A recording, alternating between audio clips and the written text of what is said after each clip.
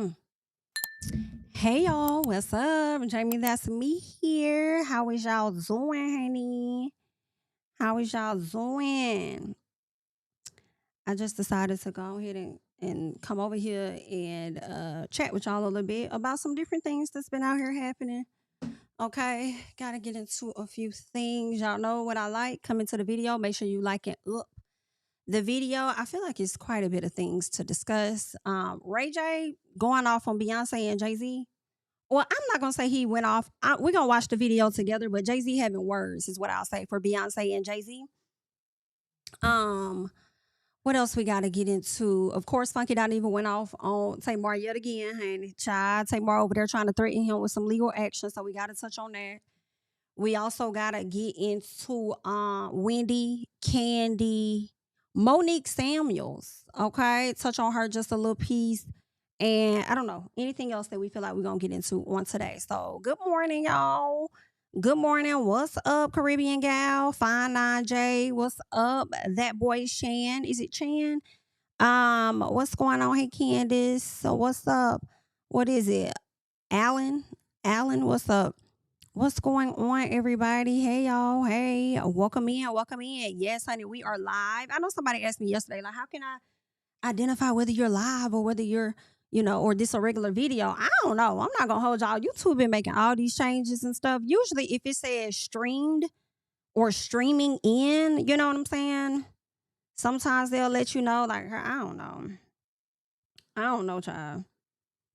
I don't know. I guess filter onto the live videos and see, it'll show you then if I'm live, or filter on the regular videos, it'll show you. I don't know. YouTube got all these changes. I feel like they trying to do some stuff similar to Twitch or something like that, and I don't like it. Whatever they doing behind the scenes, I'm not a fan. But yes, y'all, we got some things we gonna get into, and I think I'm gonna start this video off with us discussing Ray J. Let me make sure I got all my stuff up here that I want us to get into. What is this? Did I get everything? Okay. I think I got everything that I want us to get into. So let us start off with Ray J and hear what it is that Ray J has to say. Okay, it was you. What's up, Lexi? Yes, girl. I hope what I told you made sense, because I honestly don't even know. I mean, with these changes, I don't know, girl. Okay, come on. Just to be clear, already hit like. I appreciate it. Thank you, honey. All right, y'all. What's today? Wednesday? Oh, we will be doing a Ooh Ladies First panel this week. Y'all know we usually like skip a week or whatnot, but we're going to be live tomorrow over on Brandy's channel. Then it'll be Nisi. Then it'll be me, because we will not be doing a video during the week of Christmas. All right. As it stands as of now. All right. So just the FYI, make sure you guys are subscribed to everybody's channels, and you're also, you got them notification bells on. Okay. Stay up to date. Anywho, let us go ahead. And I want to hop over here. Well, we can get into what Ray J had to say about the quarters. Yo, at the end of the day, Jay-Z and Beyonce, like honestly, bro, like yeah. Let's pause it real quick, because I just want to let the people know that may be a bit confused. So Brandy and Monica are having a concert, okay? They have a concert going on, doing a few shows, right? Now, Beyonce, I believe it was maybe a week or 2 weeks ago, she showed up because Kelly Rowland is opening up the show for Brandy and Monica, right? So she came out to support her good girl, Kelly Rowland. While she was out there, I believe Patti LaBelle may have showed up to support too. I don't know if Patti was a part of the concert, but I know I saw her backstage with Beyonce. She showed up. I think Jay-Z was there too. I think Jay-Z was there. Beyonce was there. Rumi was there. And Monica ended up walking into the hall. Now, granted, I don't know if anybody told Monica, like, hey, Beyonce outside. And she was like, oh, let me hurry up and get out here and see Queen B. Or if Queen B sent for Monica. Not necessarily sure how that happened, but I will say all those ladies got a picture together. Patti LaBelle, Beyonce, Kelly, and Monica. I did not see Brandy in the photo, and I was wondering, like, where is Brandy? Where is Brandy at? Maybe she's visiting with her fans, right? Maybe she had a line of fans she needed to get pictures with, and she didn't make it to the photo in time, is what I was thinking. So I don't know all the particulars, but Ray J got some things that he wanted to say, I guess because she didn't really meet Beyonce or something, but let's continue on. Yo, everybody you moving and they hit because I'm about to talk some shit about Jay-Z and Jay-Z, Beyonce. Everybody ran into the other room. They like, Ray J crashed it out. No, I'm just saying, like, niggas need to pull up, like, when they come to the show, come say what's up to Brandy too, Jay-Z and Beyonce. That's it, like, because, like, we big fans. We got our family in there, our cousins, and we know y'all there, and we love y'all, and we look up to y'all. For y'all to come to every one of Brandy and Monica's shows and never say what's up to B, and take all the pictures and all. I mean, it just, I don't like it. And I love you, Jay, and I love you, B. Please, like, you guys are the biggest 2 stars in the world. So we know you there. Just, you know, y'all walk by Brandy room, just pull up, say what's up, B, have a good show. I mean, she don't care. She never told me about this, and I am crashing out on this one. This is crazy. But as a brother and a fan of Jay-Z and Beyonce, like we want to take some pictures with y'all too, and we want to say hi, and we want to be inspired by the inspirational words that you guys are going to give us. Jay-Z and Beyonce, please, and I know Brandy and Ryan are going to hate this, but please pull up and say what's up to B. And if y'all there, this y'all 6th or 7th time being at the Brandy Monica tour, or the Monica Brandy tour. Y'all ain't said what's up to B at all. I just don't think that that's okay. I love you guys. No, come on, Jay. Come on, B. Let's do the right thing, all right? I love you. Not let's do the right thing. Let's do the right thing is crazy. I thought they only showed up once, but shame on me because I only saw one photo. It doesn't mean that they haven't been out there more than one time, probably incognito or something like that. But I was expecting him to say much worse. And I feel like he was coming from a place of like, we like genuinely fans, like, yeah, like, you know, come see us too. I think anybody would want that, but I don't think Brandy would want him to have come to the damn internet. Okay, to have said that as he says. So I kind of feel like he should have kept it to himself, because here's the other thing too. You don't know if your sister probably didn't even want to meet her ass. You know, your sister probably was like, I don't want to meet her. I ain't trying to see her. She probably didn't want to see her. Who knows? Maybe she had her own stuff tied up or whatever. She wasn't feeling good. Maybe she left or something like that. I don't know what the hell Brandy had going on. But for you to jump ship and go ahead and kind of like give a statement, I feel, on her behalf, I think that is unfair to Brandy. In my personal, I don't think that's right. But as I guess, a sibling, I guess I get a little bit of what he's saying. Like, damn, we fans too. Like, you know, why you come see my sister? But it's like, let your sister say that. Like, because you may be putting her in a position to create an issue where there may not be an issue. Maybe the times that she wanted to see Beyonce, maybe something was happening to where she couldn't. Right? Maybe Beyonce was at the show and then she dipped before it was over with. Right? Ain't no telling. Maybe she didn't stay to the end. Maybe she just stayed to after Kelly said and she went to go see her girl and then she peaced out. Ain't no telling. Because I don't know, something about that. I don't know if Beyonce and them have been there 6, 7 times or however he's saying it, but it does give. Kelly seemed to be pretty surprised that they were there. So it made me think that that was the first time that they were there. Because if they've been there that many times, I would want to believe Monica would have got a photo with her at that point. So I don't know. It's also giving Ray J putting a little extra on it because that's just how he is. But also trying to talk in a calming voice because he know who the fuck he talking to at the same time. But yeah, I'm like, just calm down because, you know, Beehive is ready to sting. And don't be trying to mess that up for Brandy. Like, I know she was just pissed off. Now, what ended up happening, there was a post, I think on one of Beyonce's fan pages or something that was made of her. She was just like posted up in this outfit. And so you saw a comment come from Brandy's page that was like, girl, and you know, that's my outfit that you got on and this, that, and the other, and talking SHI. So people start dragging like, what the hell? Like, is this Brandy? Because I know this ain't Brandy talking because we could take it there if you want to. And I'm like, let's not take it there. Let's not take it there, people. Let's not go that far. Right? So the people started to pounce on Brandy. Some people felt like it was AI. Some people felt like this ain't really Brandy. And then kind of find out that was her real page. However, Brandy did put a statement out. And this is what Brandy had to say about those comments that was left on that Beyonce post. Well, she didn't really address the comments, but she did say the Brandy Instagram account was previously compromised as of early morning Tuesday. She says, at this time, all access has now been fully restored. Brandy looks forward to seeing everyone this weekend at the Boys Mind Tour. Y'all, the comments that was left was kind of giving Ray J. Did you get, like, do you still have access, or did you have access at one upon a time of Brandy's passwords to her social media account? Which is why you about went in there and act like you was her and said something under that post, just a little piece. I don't know why. I don't know why I feel like Ray J is behind this, but that's what it's giving. So this is the post, and underneath the person says, "That's my outfit you down here in. I dare you to come down here again and take a picture with me. It will go viral." That don't even sound like some Brandy would say. I do not believe at all that this was Brandy. I'm just saying, if you believe it, I respect how you feel. I don't believe that was her at all. I do believe that page was compromised, and I really feel like Ray J had a hand in that. Okay? That's just my personal. But maybe next time, I haven't heard any issues that Brandy has had with the Carters and vice versa. I've never heard of anything like that. Y'all let me know. I haven't heard no shit like that in my personal, okay? I thought Brandy get along with everybody for the most part. So, yeah, it's like, Ray J, just sit down. I feel like, I don't think Brandy hates that he's her brother, but I do think he makes her cringe a lot.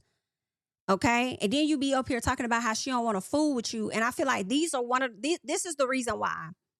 On top of your antics the other day on Thanksgiving. This is why. Because you can't seem to get your SHI together. I just want Ray J to go get the help that he needs, because I feel like that's what he's been crying out for a long time. Please go get that help. Okay? Let us keep going. What else do I want to get into? This is not that good. This is not nice. Okay? Like up the video for me. Thank you so much. Appreciate you guys. All right. Girl, I have not ate anything yet. Do you hear me? I have not ate anything yet, but I think I'm gonna eat some leftover dinner. Y'all know I don't really like leftovers for real. I really don't. However, I think I'm gonna have a steak and Brussels sprouts, because I love me some Brussels sprouts, and I think I'm gonna eat that. Okay, for lunch or when I'm done talking to y'all. But yeah. So y'all remember LiAngelo Ball, one of the Ball brothers, right? Jello Ball. The one that had that song, Swerve, whatever the Swerve song was, that one, him. The one that was with Nikki Baby, Miss Nikki Baby of Love and Hip Hop Hollywood, had 2 children with her, cheated on her while she was pregnant, and got with the other girl, Rashida. And with Rashida, he ended up marrying Rashida. Child, these folk be trifling, don't it? Don't they be trifling? You done got you a little piece of a contract for that little weak song that you had and haven't had a hit since earlier this year. And these folks done gave you all that money. And you gonna sit up here and show your ass and go get with this girl. Child, but listen, I feel for any mom that is pregnant and being stressed the hell out, because she is pregnant by him. Okay. And he did tell Nikki Baby that. He told her that, he had the other girl pregnant. Like, I hate that for her too, because she had just had a daughter. And it was like 2 or 3 weeks later, he on some host. Or maybe it could have been a month later or something like that. And he breaking up with her like crazy. And they making plans to do stuff and everything. Whole time you been playing this lady. Like, I feel bad for her too in that postpartum phase, right? And a lot of people felt like Nikki was wrong for some. And I'm like, I was so confused about what she was supposed to be wrong about. She was the one that was locked in a relationship with this man. They did some streaming interviews and stuff. And she would say that they've talked about certain things as far as getting married and stuff like that. His daddy liked her a lot, right? So they talked about that. But when you watch him, he kind of gave like a quiet, hesitant type thing. Like, I'm going to let her do her thing. And it was like the signs were there that he wasn't all in, even though he was making these babies with her. Very unfortunate. She aired everything out on her social media, called out the fact that he was cheating on her, exposed text messages, whatever. So Rashida kind of hopped in it too. And she was also kind of throwing shade with Nikki Baby. And I just felt like Nikki Baby wasn't wrong. Like, she just aired out the situation. And when she did it, it was more so about Jello cheating on her, not really about Rashida. So for Rashida to have all this energy from her because you only got these one-sided thoughts or opinions from her baby daddy, I just felt like that was not fair to Nikki Baby at all. And everybody kept telling her, you're going to be in the same boat. Yeah, it ain't going to last long. You're going to be in the same boat, okay? It's giving Monica, why her? All right? See, that was built on a lie, so it should fall. That's why I stand tall. Understand? And that's kind of what ended up happening. You know, I do feel for Rashida because despite whatever friction she and Nikki Baby had, she's still pregnant. She's still going through it. And slightly in her defense, okay, I know, y'all, I know. I blame that Zigga. I blame him. I blame him. I blame him for being the liar that he was, the lack of a good communicator that he was, putting whatever thoughts in her head. But I just wish a lot of women would just take a step back. Sometimes when you get with a dude that was recently with a chick, whether that's his baby mama or not, and when he comes to you and all he has to say about her is negative things, sometimes stop taking his word as bond and take a step back. Recognize that you're only getting his side of the story. He may tell you a few things that could be accurate, and if you were to go look it up for you, it may seem like, oh, he must be telling the truth about everything. No, don't be that dematized. Like, girl, maybe slide over there, tap in and see what she's talking about or something. I don't know, or just be quiet. I don't know, and just let it all play out. But don't take his word as bond because you end up looking slightly crazy, right? So here we are. She married the guy. He done got her a brand new G-Wagon, blue, real cutesy bootsy. They locked in. She going places with him, being on the scene, living her best life the first half of the year, right? Shortly after that, I feel like the summertime or, late summer, I think everybody started to speculate that these two were not together anymore. And she would not necessarily confirm that. Not saying that she should, but she kind of left it up to everybody's imagination because she still would wear her ring or whatever the case is, so people didn't know if they were together or not. Well, like I said, Miss Ma'am is pregnant now, right? So she came to social media, and this is what she had to say. She came to social media with this long transparency post saying, I didn't want to speak on this, but the questions and assumptions have become overwhelming, so here's my truth. Yes, I'm going through a divorce. No, I won't share details while it's in litigation. And yes, I chose for my child's father not to be in the delivery room. That decision came after months of emotional pain, hurtful words, and complete absence during the most vulnerable season of my life. Okay, I want to stop here for a second, okay? The problem is just slightly, right? Just slightly. And we make decisions, we may not make the best decisions, but I'm kind of like, that nigga wasn't supportive throughout your entire process of you being pregnant. He was absent, caused you emotional pain, hurtful words, and then you turned around and still gave your daughter his last name. You ain't have to do that. You ain't have to do that. I mean, if you wanted to do that to make sure whatever legacy they have, because whether people like it or not, like, they are a very popular family. More than likely, they got money with all the stuff that they've been doing. So I understand you probably wanted your child to have that name for those purposes, but you also probably should have put your name Dash Ball. You know what I'm saying? Because for real, but I'm like, girl, I just feel like it wasn't really worth all that. But okay then, shit. I mean, they still could have reaped the benefits. Shit, Michael Jackson kids don't look shit like human. They ain't even his. But I mean, I guess they got the last name Paris Jackson. I mean, they got the last name, but do they got the genes? I don't think so. But it'd be like, girl, whatever, girl, do what you want to do. It's your child. So anywho, she says, for the last 5 months, I've done everything alone, every appointment, every milestone, every challenge. Reasons why he did not deserve that. But I'm going to let you live because, people do what they do. Moments that should have been shared were lost because he chose not to show up. One of the ma'am, come here. Do you have what Kiana has? Are the antennas not working? Didn't you just say you won't share details while it's in litigation? But this right here is more than enough details to me. But let's keep going, because I ain't even need to know. When you said he was completely absent, that was enough. I already knew what was going on. I know he didn't show up. But to go in further, it's giving, girl, nah, you ready to expose this man. So okay, let's get into it. Right? She says moments that should have been shared were lost because he chose not to show up. One of the most shocking moments was being told at 5.5 months pregnant to change our daughter's name. The name we agreed on at 10 weeks because it was too close to you and your girlfriends. This man done went and had another child. Got another girlfriend. Baby, if that ain't the quickest reap what you sow, and then you married him. It might help if you get some money out of him on top of the child, but I slick hope Nikki baby filed before you, girl. I'm not even finna hold you. Okay, Nikki, did you file before her? You should have, because see, Nikki, you be acting like you too bossed up to do stuff like that. File, okay, so your kids can get most of the money on the front end. Okay, you gotta hurry up and file for the other baby mamas do so you can get yours locked in. Hello? And then they just gonna have to deal with what's left over. But she gonna get her coin anyway, because I would think if she's getting a divorce. But y'all need to stop acting like I don't need nothing from him. I don't gotta have nothing. Damn, pay me for my pain, pay me for my time, and you can say the bullshit because everything is mine, okay? Get it around on that side. Put it on the paper. Okay? Damn it, if they don't give it to me, fine, but I'm gonna at least try to get it. Put it on the paper. Thank you so much. Hello? Stop playing.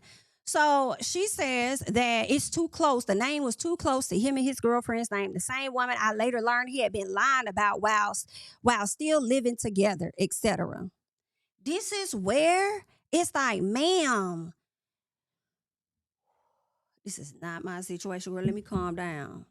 But I have sympathy for you, but not all. It's really giving 50-50. Because he was living with Nikki baby too when you became his girlfriend. Nikki baby had just had his baby when you became his girlfriend. You didn't give a damn.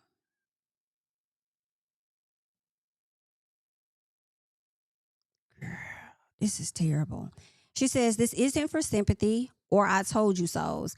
I've taken accountability privately and I want to publicly, okay, we appreciate a public one, girl.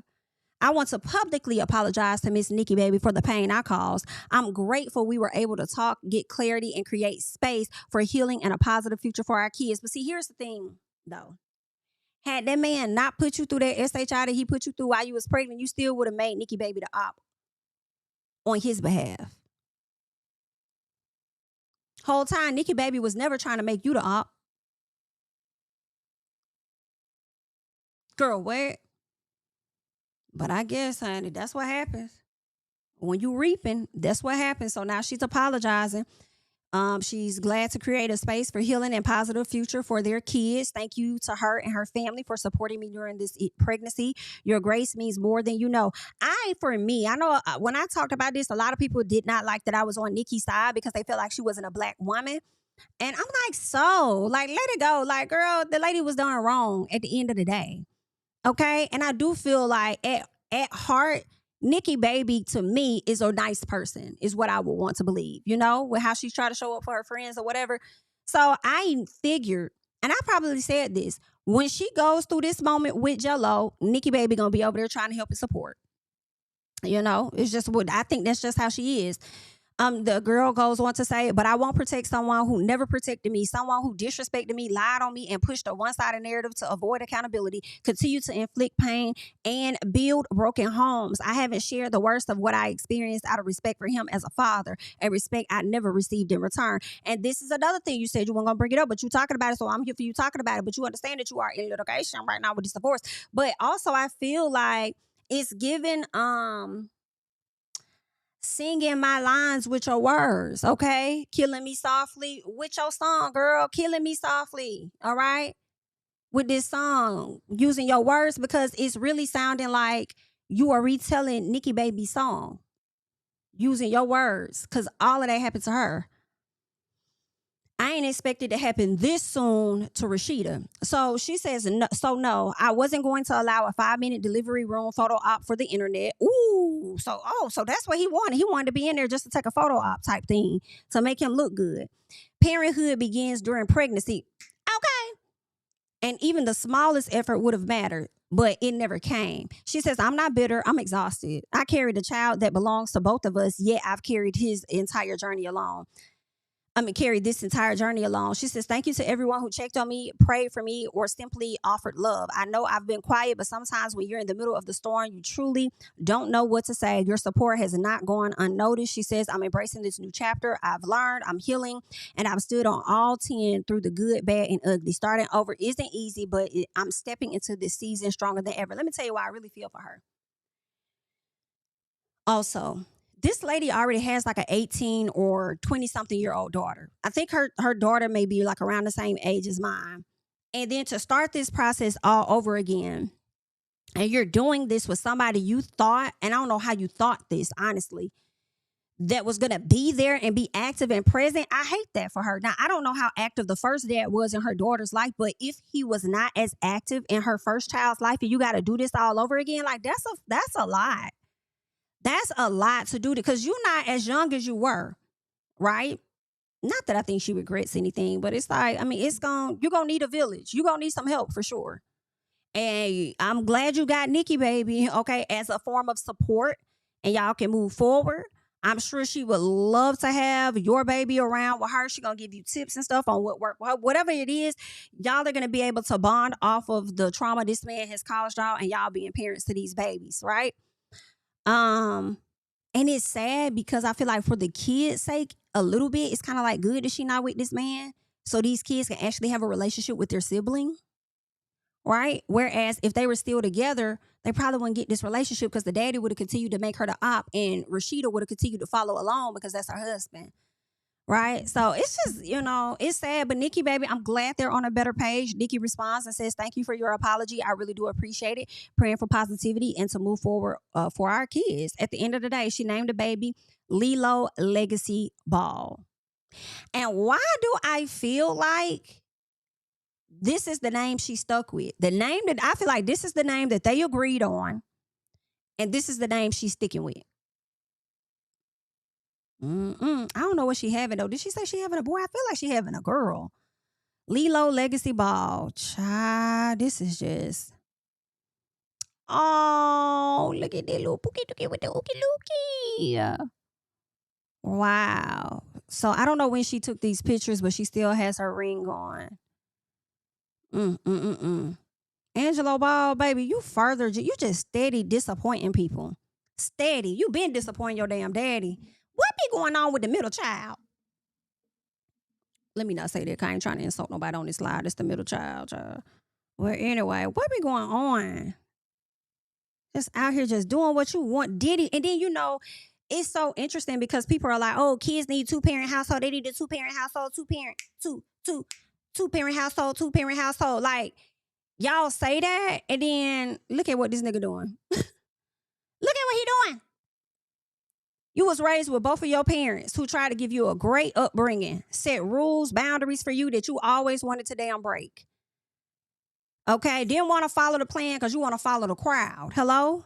You want to follow the crowd. Why you got all these things and access to so much, but you want to go over there in China and start stealing, getting your ass in trouble, get kicked off the team. You just always want to do what you want to do. Child. And steadily disappoint people. Were you overlooked?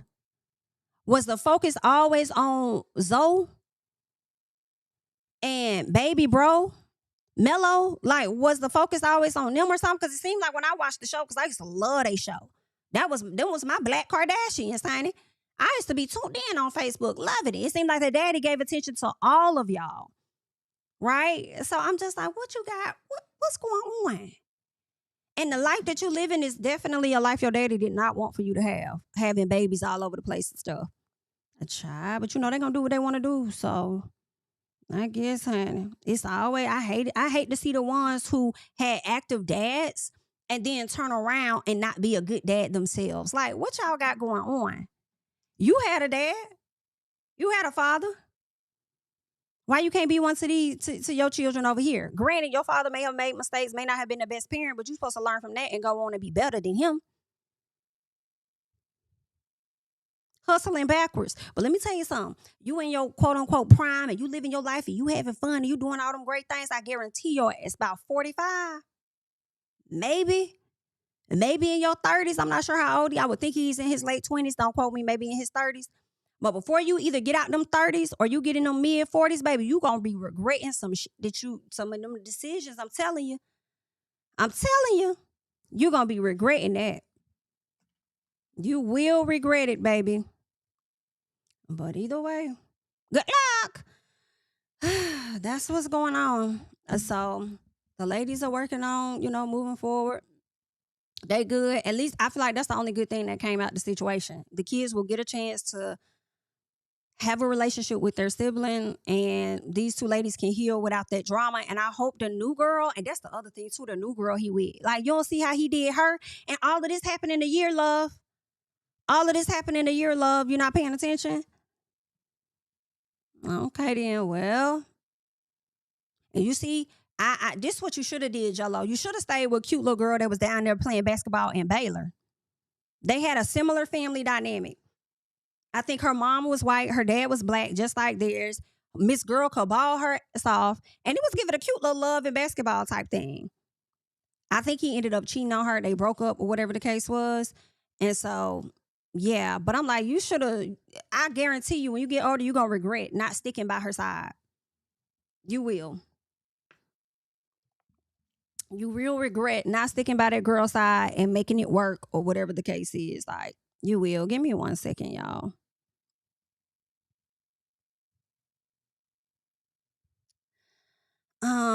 Okay. All right, boom.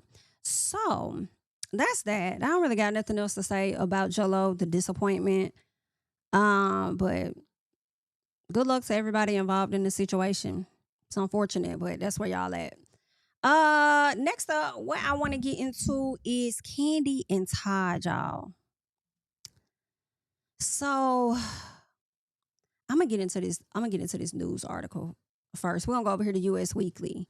Now, y'all know Kandi and Todd are getting this divorce. Kandi wanted to get joint custody with the kids. She wanted the prenup enforced. Todd came back. Todd said, "No, I want primary custody of those children, in addition to having, I think he said legal custody. I think they were going to do joint legal custody, but then he still wanted to be the final decision maker when it comes to the children, right?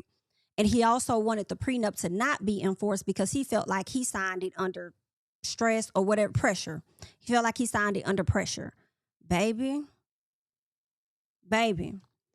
So that's one thing about those Bravo cameras, because a lot of us was like, oh my God, maybe he did sign it under pressure, because I'm thinking about the day of the wedding or the day before where they were arguing. She was like, well, it won't be no wedding then until you sign it.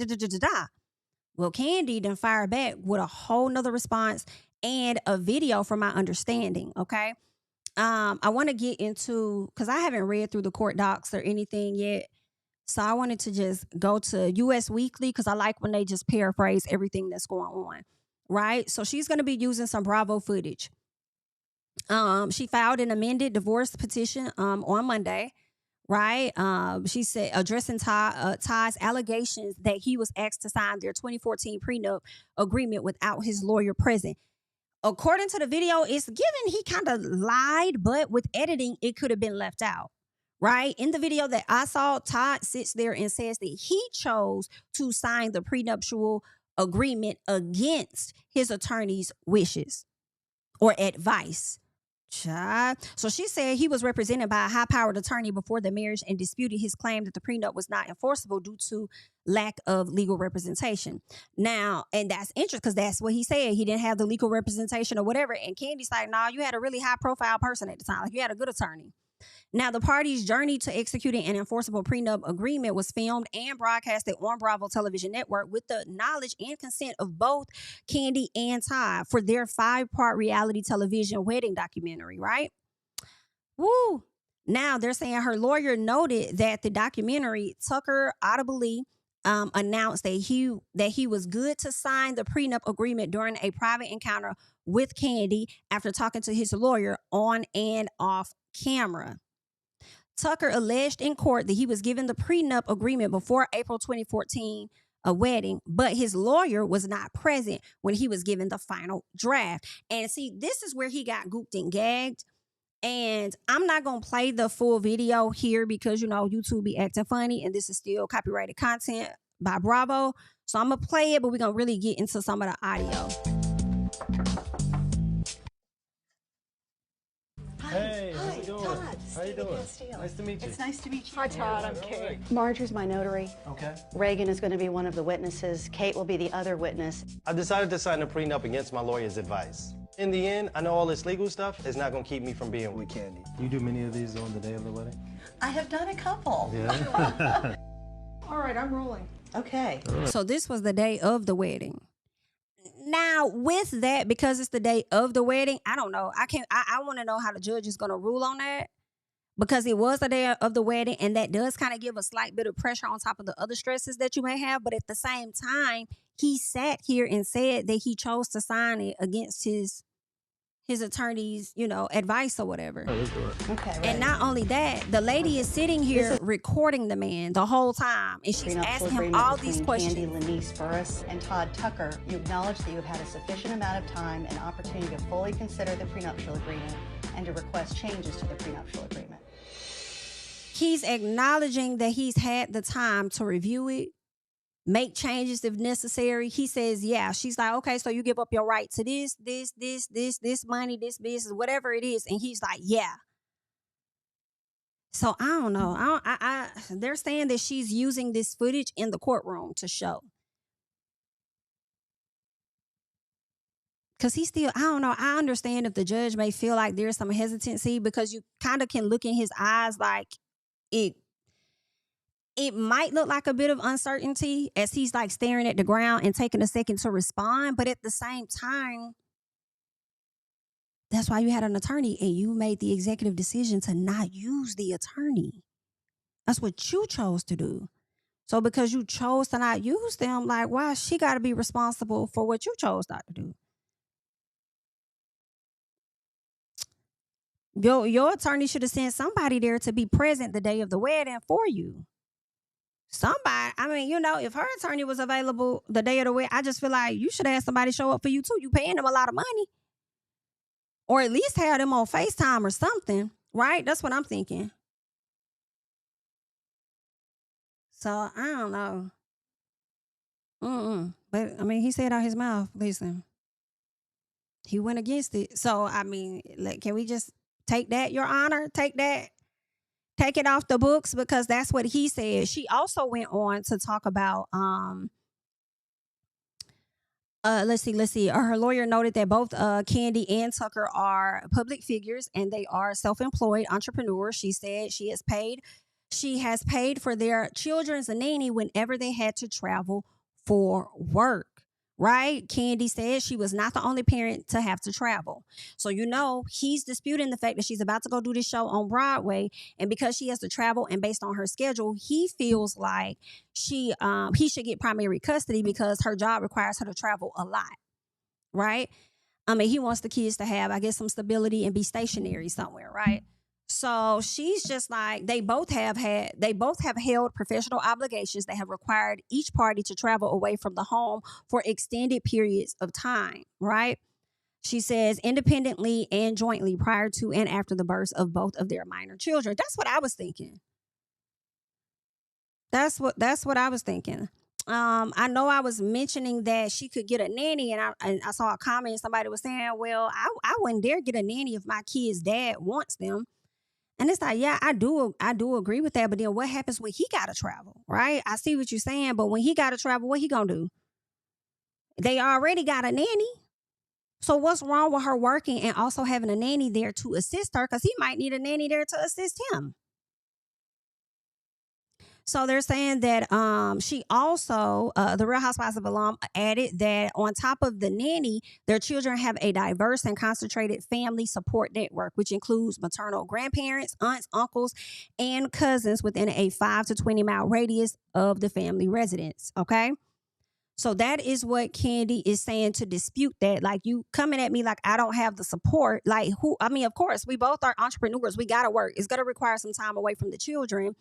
But don't act like neither one of us have the support, or the children don't have the support, right, to help us out, on top of us having a nanny as well. So we gonna see what happens, or we may not see what happens, because Kandi is also asking the judge to seal these records. Okay. Now I'm hoping Todd don't try to hit Kandi with what Iman did. Remember when Iman pulled that on Tiana Taylor?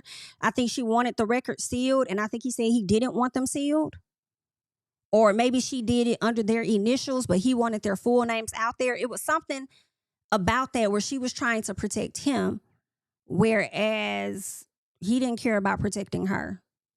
And so all their business ended up getting out. And so that's what I think Kandi is trying to prevent. I don't know if the judge is going to grant that to her or not. And it would be crazy if Todd gave some pushback for that. Like, nah, I don't know, y'all, because now I'm thinking Todd could be a little spiteful like that. Especially if a man feel like they not the ones that did any wrong. Like Iman to me felt like he didn't do anything wrong in that marriage. He felt like Tiana was the villain. So it was like, nah, let it all hang out. And it actually didn't go in his favor. You looked crazy, sir. But I feel like Todd can give that energy too on some, nah, let that shit, like, let it be what it is then. Let's put it out there then. Let's put it all out there. I done endured all of this. It was a scheme that Todd set up all of this time, yada, yada, yada. So yeah, let's see how it feels when your information out there. That would be terrible. And at this point, I can't even say, I don't think Todd would do that. I feel like I was saying that in the beginning, girl, please. He shook the shit out of me when he wanted to push back on that prenup and get primary custody of them kids. I wasn't expecting that. So at this point, anything can happen. It's all up to the judge. Is that what Ralph did? I think, did he do that to Drew? I think she did want them records sealed. And they didn't get sealed, right?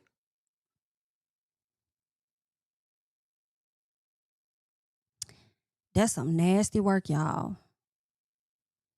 That's some nasty work. And honestly, I feel like what she should have did when she filed, and I don't know the process, so y'all let me know. But my assumption, I'm thinking if she could have filed to automatically seal it as soon as she filed, I would have tried to do that. But maybe they have to get a case running before they can. They got to have something to seal, maybe, after he's responded to it.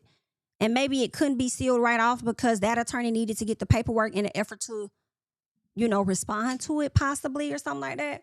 But if she's requesting that it be sealed and only the people within the courtroom or the attorneys have access to it, because I think even the lawyers that are on YouTube, I think they're trying to even, from what I read, I don't even think she wants them to be able to get access to it.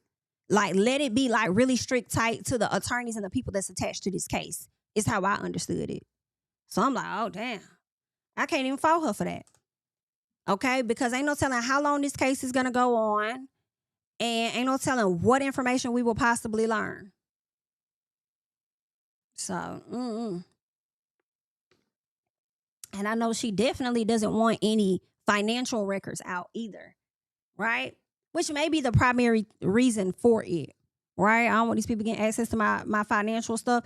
And, the judge could say, well, we'll black all of that out, whatever the terms is for it. He might just be like, okay, we'll remove that from the record, or we'll black out that information so it's not there, or redacted or whatever, so they don't see that information. But other than that, we're going to keep this case open. Could be. I don't know. I just hate it. It's just, I hate it for him. I really do, girl. It's just a mess, honey. It's a terrible mess. That's what's going on with Kandi and Todd. I think they have another hearing next week or something like that. I think it's maybe on the 12th. Is it the 12th or something like that? Maybe next Friday or something. Or maybe they said, I think it's the 12th. I think it's next week. But I think they're supposed to have another hearing to where the judge makes a decision on what Kandi sends over. And based on like these divorces that are had here in Georgia, I see them having to sort this out for a long time. Like Drew's still dealing with hers. Kenya Moore was dealing with hers forever. I think that Kelly's wrapped up kind of quickly, but no, Kelly said hers took like 2 years or so, remember? And she spent hundreds of thousands of dollars on that. So it takes these divorces a minute. And I'm just like, why y'all be taking so long to wrap this shit up? Why y'all be taking so long? Are y'all like y'all making money for every single document that's being processed at the courts? Like, why y'all make so like what? It has to be tied to money. Ain't nobody finna tell me that different. The reason these cases take so long is tied to money. Everybody in bed. The attorneys got to get paid. The judges got to get paid. Why y'all be... I mean, on top of the fact that, yes, the parties can affect the process too, because if they're giving pushback, then that's just what it is. And they got a lot of cases, so I get that. But damn, 2, 3, 4, 5 years? It shouldn't take that long, girl. Wrap this up. Wrap it up. But that's what's going on with Todd and Candy. Good luck to them. Hate to see it. Hope it doesn't get worse. Good luck. All right, y'all. Next person I want us to talk about. Monique Samuels. Can we talk about Monique for a little piece? And can y'all like up the video for me? Can we get to 300 likes? It's over 700 people in here, so shout out to everybody that's watching. Let's talk about Monique Samuels real quick because she went over to Angela Yee's lip service. She went over there to talk about, she got a book coming out. I thought she had said that she had a book coming out soon. She has a book coming out where I guess she's going to talk about her life, talk about her, relationship and stuff with Chris. She talks about just the relationship dynamic, things that she's been through. She's talked about this guy here that she's been seen with. She touched on that. And I'm going to play that because I did watch the full interview today. She looks really pretty. Let's go ahead and check out what she said because I think she says it at like the very top of this where she talks about that guy, Jason Weems, who was once her coworker, and they had an inappropriate relationship with each other. She also touches on Dr. Wendy, so we'll get into that as well. But let me see which part of the interview she talks about this. In real life, you wouldn't be in that position, Yeah. but they'll place you here. I'm going to live and I'm going to learn just like And I'm in a place now where I'm so rooted in who I am after doing all the work that I've done on myself that I don't have anything to prove to anybody. And I'm actually standing in my transparency and authenticity in a way that I won't allow any shame, judgment, or guilt put me in a place where I'm shaming myself and I'm mad at myself. It's like, I'm going to live and I'm going to learn just like everybody else, That's true. I love this one. Yeah, and that's what life's about. you have a book coming out January 4th. That's the day after my birthday. Just put it out Just there. putting that out there. A Capricorn book. A Capricorn book. I love it. Love Letters from Versions of Myself, a memoir of self-discovery, transformation, and healing. Yes. And you really did a deep dive into yourself. Down the road would pass and I would go back and read it and it was exactly what I needed to hear in that moment. So I just kept it going and I was like, you know what, this can be a book. Yeah. Yeah. And we're going to get some more into that. But first I want to talk about something that went viral recently. Yes. Okay, so you like, I'm prepared for this. Listen, because I haven't seen you talk about this yet. Yep. But there were some pictures of you and you did Radio Sister. Yes. And I remember when you said this was going to be, you announced that you were leaving NDCW PGC. Yep. Okay, so this is the last time that you will be tapping in with me. Today is my last day as co-host on the Good Morning Show. I've been crying all morning. I decided about a month ago, and I had a very difficult conversation with my team, my tribe, about 3 weeks ago. And I let them know that I decided to officially resign as co-host on Good Morning Show. I finally just made the decision that I need to do what's best for myself and my children. Yep. And that was a big deal because it was something that you love doing, but you wanted to focus on family and other things and bet on yourself. And I know how that feels too. Yes. Betting on yourself. But then recently these pictures and videos emerged of you and your former co-host, Jason. And it looked like you guys were hugged up and people were like, oh, he's married. What's going on here? Yeah. So what was that all about? So first, it's so much, and I'm gonna unpack it as easily and as neatly as possible. So when I was going through the divorce, I was separated but still living in the same house. Jason and I were like great friends. Like we never spent any time outside the studio, nothing like that. As I was going through the whole divorce process, the separation, everything like that, he was giving me this advice that I was like, you have to have been through something to be able to give me this type of advice. We started to have like an amazing friendship outside of work. And I started to learn some things about what he was going through. So we connected on that level, him being separated, living in the same house, but people not knowing because obviously he's not, out there like that in reality TV space. Mine was more public. Right. And it was a friendship that was genuinely a friendship that turned very emotionally connected and then it turned romantic. And the reason this video is out there right now is because my ex-husband actually leaked it. Ooh. Yeah. Oh my. I don't believe her.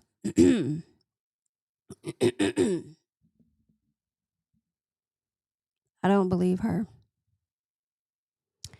When she says he was going through the same thing and that he too was separated but still living with his partner, I think that is something that, I mean, it could be two things. Some part of me does feel like it's something that Monique created to alleviate the negative feedback on her, in my personal.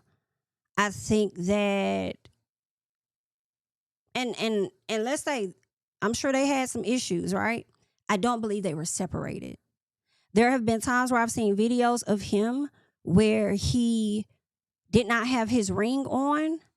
However, there were a lot of videos that they've taken together around that 2023 time frame where he had his ring on and she knew what was up. Even though she's saying, I knew about, he had to have some advice. Like he had to have been going through something for him to be able to give advice to me.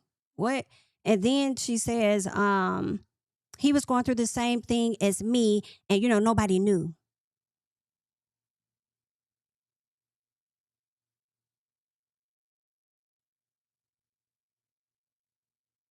I'm sorry. I don't believe that. I don't believe that at all. I think that man was good with his wife and he was also good in cheating on her too. Okay. If they were to have separated, I think it was after this situation with Monique.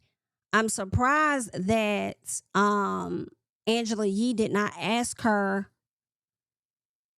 Well, she probably couldn't ask her because I was going to say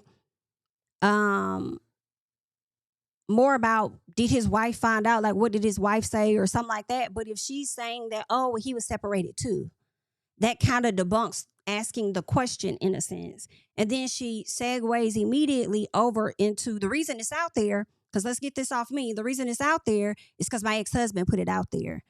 And I do believe that. That I do. Anything she said about Chris in this interview, I'm sorry, I believe it 1,000%. 1,000%. Sorry, I do. But when it comes to the dynamic of this married man, not necessarily. I don't believe that. And it doesn't mean that I'm right because I'm not in the situation. I'm a spectator on the outside looking in. And to me, I don't believe her. It could have been a situation where that was her understanding of it and he just lied. Similar to what we talked about when we discussed LiAngelo Ball, what's her name? Nikki Baby and Rashida. They will tell you anything. Niggas will tell you stuff and make you think that, oh, we separated too. Nah. But I feel like if you wanted to know, you could have snooped around a bit more and saw how he was just. And see, that's the other thing. She could have asked, well, how long did it go on? Because you were separated, so how long did y'all date? Right? Because in April, he was highlighting his anniversary to his wife. Happy anniversary. We love you. Mother's Day. He shouted her out on his Facebook. You're an amazing mom. We love you. Da-da-da-da-da. I'm like, nah.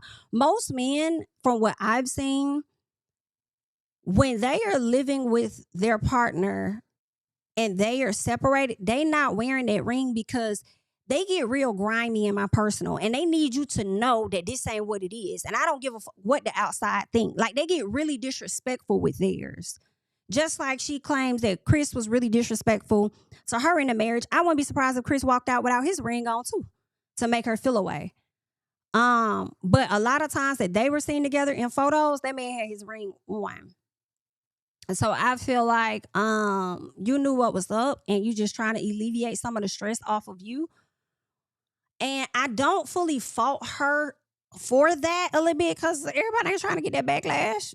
That's why people say the shit they say. Everybody trying to have folks all in their comments saying shit.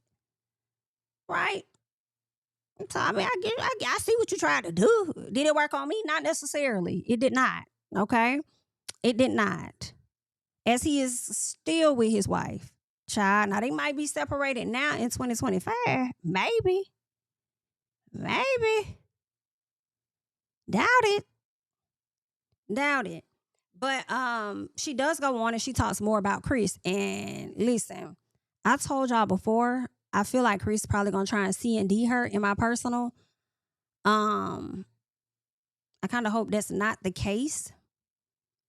But if she's about to go on and speak her truth about it, and the way she say he be acting when it comes to like co-parenting and stuff, like, please, like, yeah. My goodness. Yeah, so that's T. Like, legit, he has been showing this video to everybody. And the bigger question is, how did he get it? So off the cloud.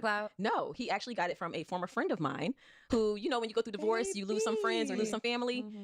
It blew my mind. So for whatever. So you sent it, I think she said she sent it to a friend of hers and her mom.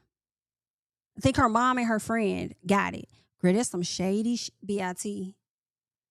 That's some shady stuff. And it's like, Monique, what's going on? Because this ain't the first time a friend betrayed Monique.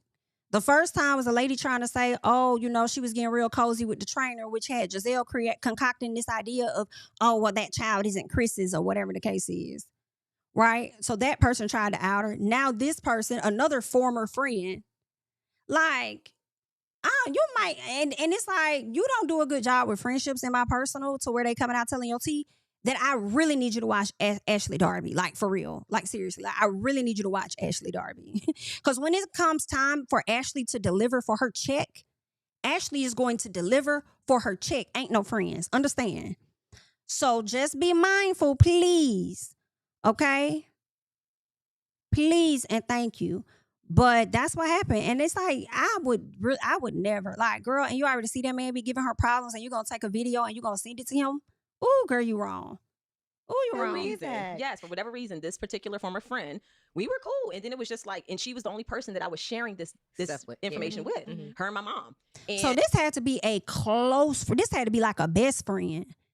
This had to be like a locked in friend for you to send this type of video to her, knowing you still live in the house with your quote unquote separated partner, right?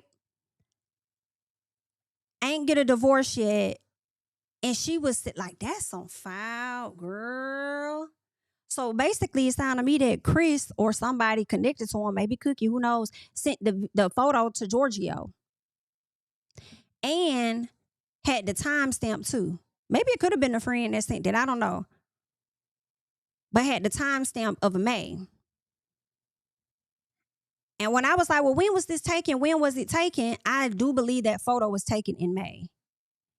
Because I remember looking through her photos and there was a post from June of 2023. So it was like she posted it late, but they had the screenshot of May 23rd. I believe that. You know, people go on a trip all day long and then post it like a month or so later. This is what they do. Here's the photo. Child, that's so messy. That's so messy. That's so messy. June 15th. Had the same outfit on. Cruising. That's where they went. To like the woods and stuff, right? They went to nature. That's crazy. On that thumbnail, he got his ring on.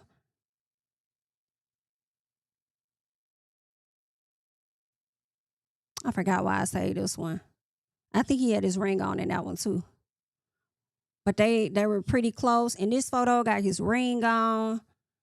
Child, July 2023. Girl, yeah. Well, do what you want to do. Do what you want to do. But I'm sorry. I think she knew what was up. And it is what it is. You know, it's behind her now. But... And she ended up giving it to him, and he used it as an intimidation tactic because he did not want me back on reality TV. He's afraid of my book coming out. So he has been showing it. So people like in the reality TV world, on social media, they think they know who he is, but he's a completely different person. I believe Thanks to me, people think that he is what he is. Right, because you wanted the family life to appear perfect. Yeah, you did a good job at that, by the way. Thank you. And but it's to my detriment. You know what? It's so interesting because I feel like you've taken, even in this book, it's not like you dragged him at all. There was a couple of truths that you have that I feel like you express in a way that you weren't blaming him for the way that things transpired. Yeah. It was just that he was never going to be the person that you thought he would grow to be. Yes. A lot of times women marry potential and men marry and want to stay the same, you know, and it was that mix up. And I was like, look, it's not fair for me to keep you in this position. Like, be who you are, but who you are is just not where I want to be anymore. I'm evolving, I'm growing. So it just got really nasty recently. I can't believe you did that. Yeah. So there's a friend that's been on the show, Cookie.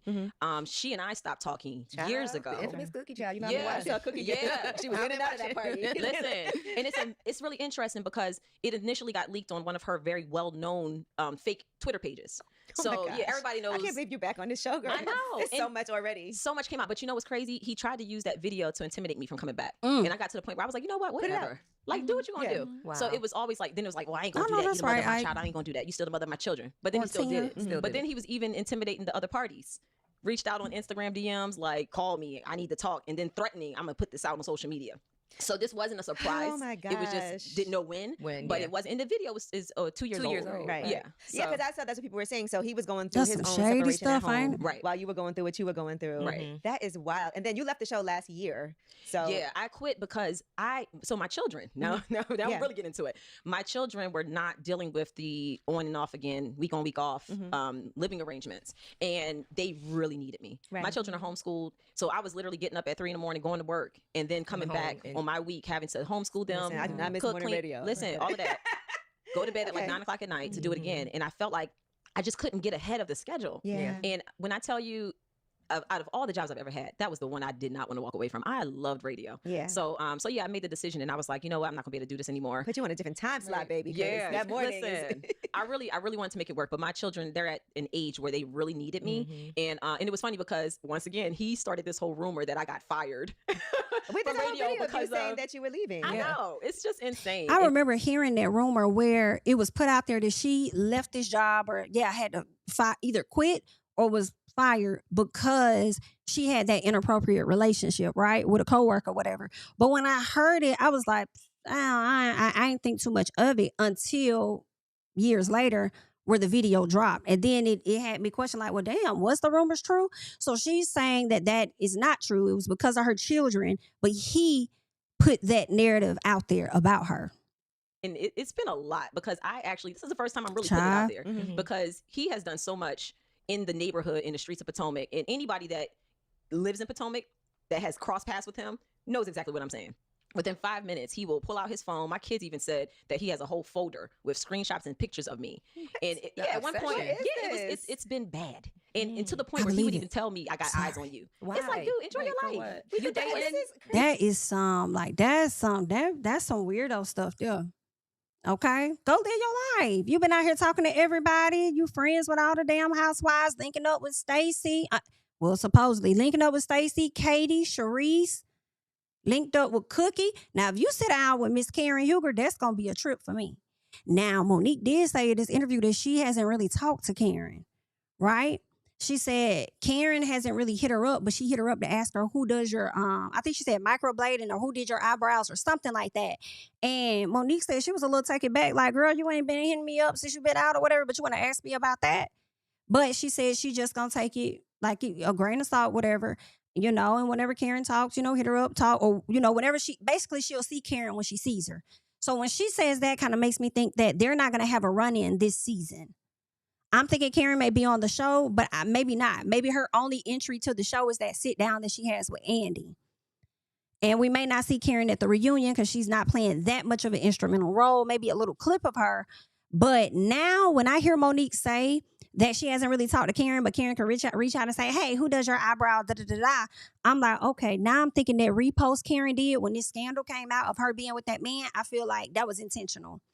I was thinking like, Karen has been locked up. Some changes has happened to Instagram. Karen is much older. Karen probably didn't realize that she reposted something, right? It can happen. However, now I'm wondering if she did that on purpose or whoever she has running her account did that intentionally. And a lot of people have been pointing towards Cookie. I don't know, but I do think it was intentional as I'm thinking about it. I don't know why Karen always try to go up against the people that be supporting her. I feel like Monique was being nice about her. I feel like checking on her before she went in, making sure she was good. Wendy did the same thing. And it's given you may have an issue with them. It's given for semantics. You act like you was okay with Monique and probably didn't want her back on the show. I don't know. I could be wrong, and I'm okay with that. It's also given just like you act like you was all good with Candace and then you try to go to HR on her. Like, I don't know, Grand Dame. I don't know. You good at faking, just like you faked the whole season, acting like you was going to be vindicated and stuff. And then we get down there and see you showing your ass down there to the police station and outside. Like, it's, girl.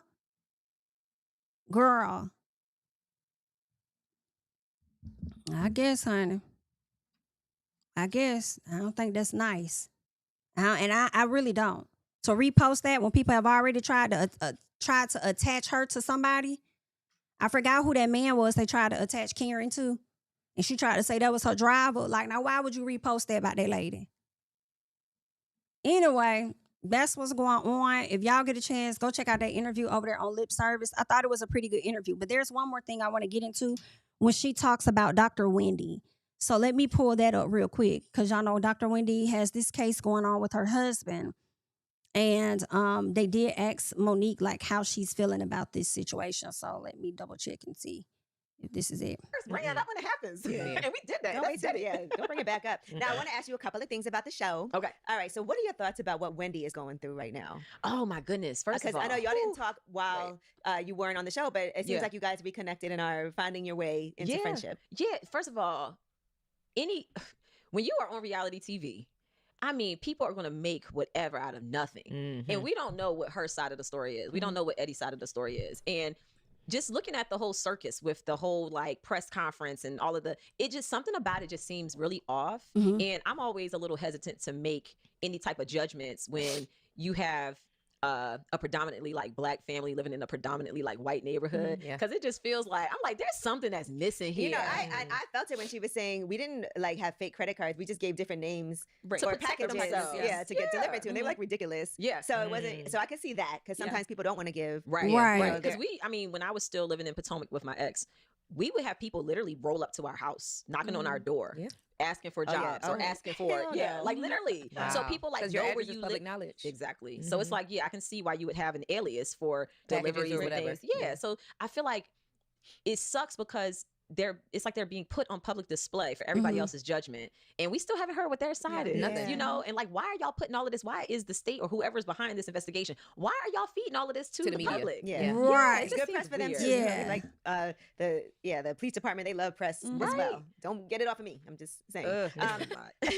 Now, in addition to that, all right, y'all. So that's what she had to say about Dr. Wendy No story. Y'all let me know if y'all agree or not. I mean, some things are a little fishy, and it's really more so not the fact that they're putting it out there. It's like the details that they are choosing to put out, you know, the Pam Oliver and this and that. And it's like, how is that really connected to the insurance fraud?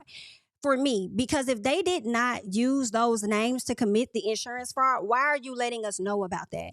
If they have certain credit cards or whatever that's not tied to this case, why are you bringing that up? And it's so interesting to me to see the State Department kind of do this, like not the State Department, but to see like the prosecutor and them do this and release so much information when I'm kind of used to the defendants doing stuff like that in an effort to win over like public perception or something. So it is a little odd. It's a little odd, child. I don't know what they got going on, honey, but best of luck to the Ocephos, okay?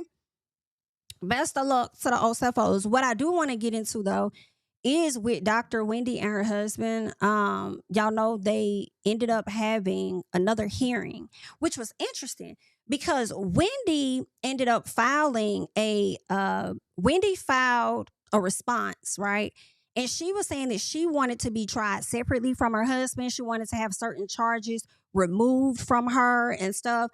And I was like, oh, it's given that they finna set Eddie up for the downfall. I don't know what conversations were had. Obviously, we weren't there. But shout out to Taria with What Else Is Going On podcast because she was in there, okay? My girl was in there right behind them getting them back shots. She says, well, they filed to now have their cases tried together again. And the judge granted it. Now, I'm like, what was the switch? Why did y'all change? They won't be tried separately. They will be co-defendants. And I'm wondering, like, why would y'all do that? They got to be back in court a few days before Christmas. So now that they are going to be tried together, my question is, so are you not trying to get the charges dropped at all anymore, Wendy? So what's what? That's interesting. Sharing images of what appears to be the back of the Wendy's. Okay, yeah, we got that. They will no longer be tried separate. Child. So what's gonna happen? Y'all think they're gonna get off? I don't know. I thought it was a smarter move to be tried separately, but I need the attorneys, the people that work in this field specifically, to let me know the benefits of why they chose to be tried as co-defendants. Because that's crazy. I also wonder if they did that to probably try to prevent them from trying to flip on each other or something like that. You know, we'll cut you a deal, Wendy. We'll give you these we'll drop your charges if you say X, Y, and Z, or you do X, Y, and Z and incriminate your husband in so many words. And so she probably was like, oh, shit, they saying that to him, then maybe they trying to flip him on me. You know what? We just gonna do this together, so y'all can't talk to neither one of us like that. I don't know. That's what I'm thinking in my non-lawyer head, honey. Could that have been the angle? And then y'all gonna jointly try to get some stuff shaved off? I could see some charges falling off. I don't know about all, so, because it's 30-some charges. I refuse to believe that their attorneys aren't combing through each one to find some discrepancies to get at least a few of them dropped.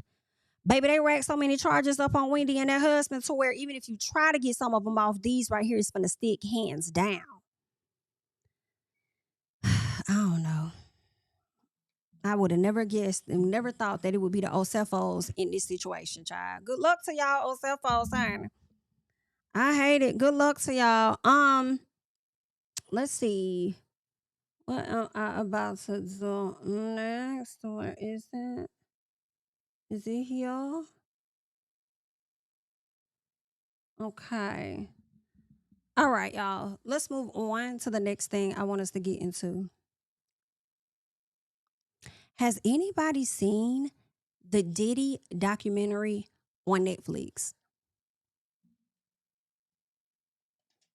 Has anybody seen this Diddy documentary on Netflix? I watched it last night. I think I went to sleep on episode 4, like the last probably 20 minutes. But y'all, it is a mess when I tell you that Diddy is just a terrible person. He's just a terrible person. He's just a terrible person. They talk about the dynamics, of course, going to his childhood, him not meeting his dad and stuff like that. Talk about the dynamics with the mom and stuff. He knew that Kim Porter was Albie Shore's girl, but he didn't care. He was always on this power trip. It was always something about finessing people and being able to get his way about things. Like, it talked about a lot. When it got into the Tupac and the Biggie of it all, baby, first of all, what shocked me, the man Jake that was cool with, and I guess, spoiler alert, child, for the people that ain't watch, girl, go check it out. The man that was cool with Suge Knight, and I can't remember how they all exited the building. I don't know if the show was over or something happened for them to all go outside. I can't remember. But this random dude just walks up, takes the item, points it at Jake, which is the good friend of Suge Knight, and just start pew, pew, pew, pew, pew, pew, just aiming it at him. That is so weird. So when Suge saw that, he grabbed Puffy and put him in a headlock and pretty much had him in front of him as a shield. Like, if you're going to pop him before you pop me. And when the dude just ran away, that was so clear because they said this is what sparked the West Coast, East Coast beef. And I said, I never knew that. I always thought it was about Tupac and Biggie. Never knew that that was the moment that caused the war between the two of them because they were all cool. And honestly, Suge was running his ship a bit better than what Diddy was. And Diddy wanted to be, it appears to me, the only one. He wanted to take over. So I do believe Diddy was envious in my personal, and I do believe that Diddy was gunning for Suge and not Suge's friend. I could see him wanting both of them out. So the friend ended up going to the hospital, but he died like a few days later, which was really sad. And the friend dying, like, that's what I think the spark happened that night. So when the friend popped his, when this random guy popped his friend and walked off after he grabbed Diddy, it was clear that Diddy set that up. It's so clear that Diddy set it up. When it came to Tupac, right? Because, Tupac had the people in the chokehold, all right? Out of Tupac and Biggie, it's always Tupac for me. Really like Tupac.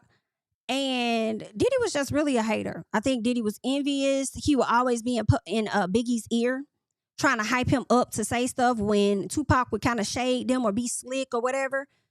He would try to get Biggie to respond because he wanted this whole war, and the only way for him to get it done is if Biggie got in the ring. But Biggie never wanted no beef with Pac. They was cool at once upon a time, like they was straight. But then after, I guess, Pac smashed Faith allegedly, which I do believe, but allegedly, he smashed her or whatever, and that's when Diddy really got in his ear. Like, you ain't gonna say that. You gotta say something. He disrespected you. He woo. Y'all, when Tupac died, I always thought that it probably was the feds that had something to do with it. The way 50 Cent lays it out here, and you got that guy, and I can't think of his name. Y'all know who I'm talking about. If you watched it. One of the guys that I guess was related to a gang came out. He was already locked up for something, and he just gave the whole play. He gave the whole play of what happened, who was connected to who. He gave landmarks and everything, just telling it very comfortably to the police, to where it appears that Mr. Combs set up Tupac. Set up Tupac, child.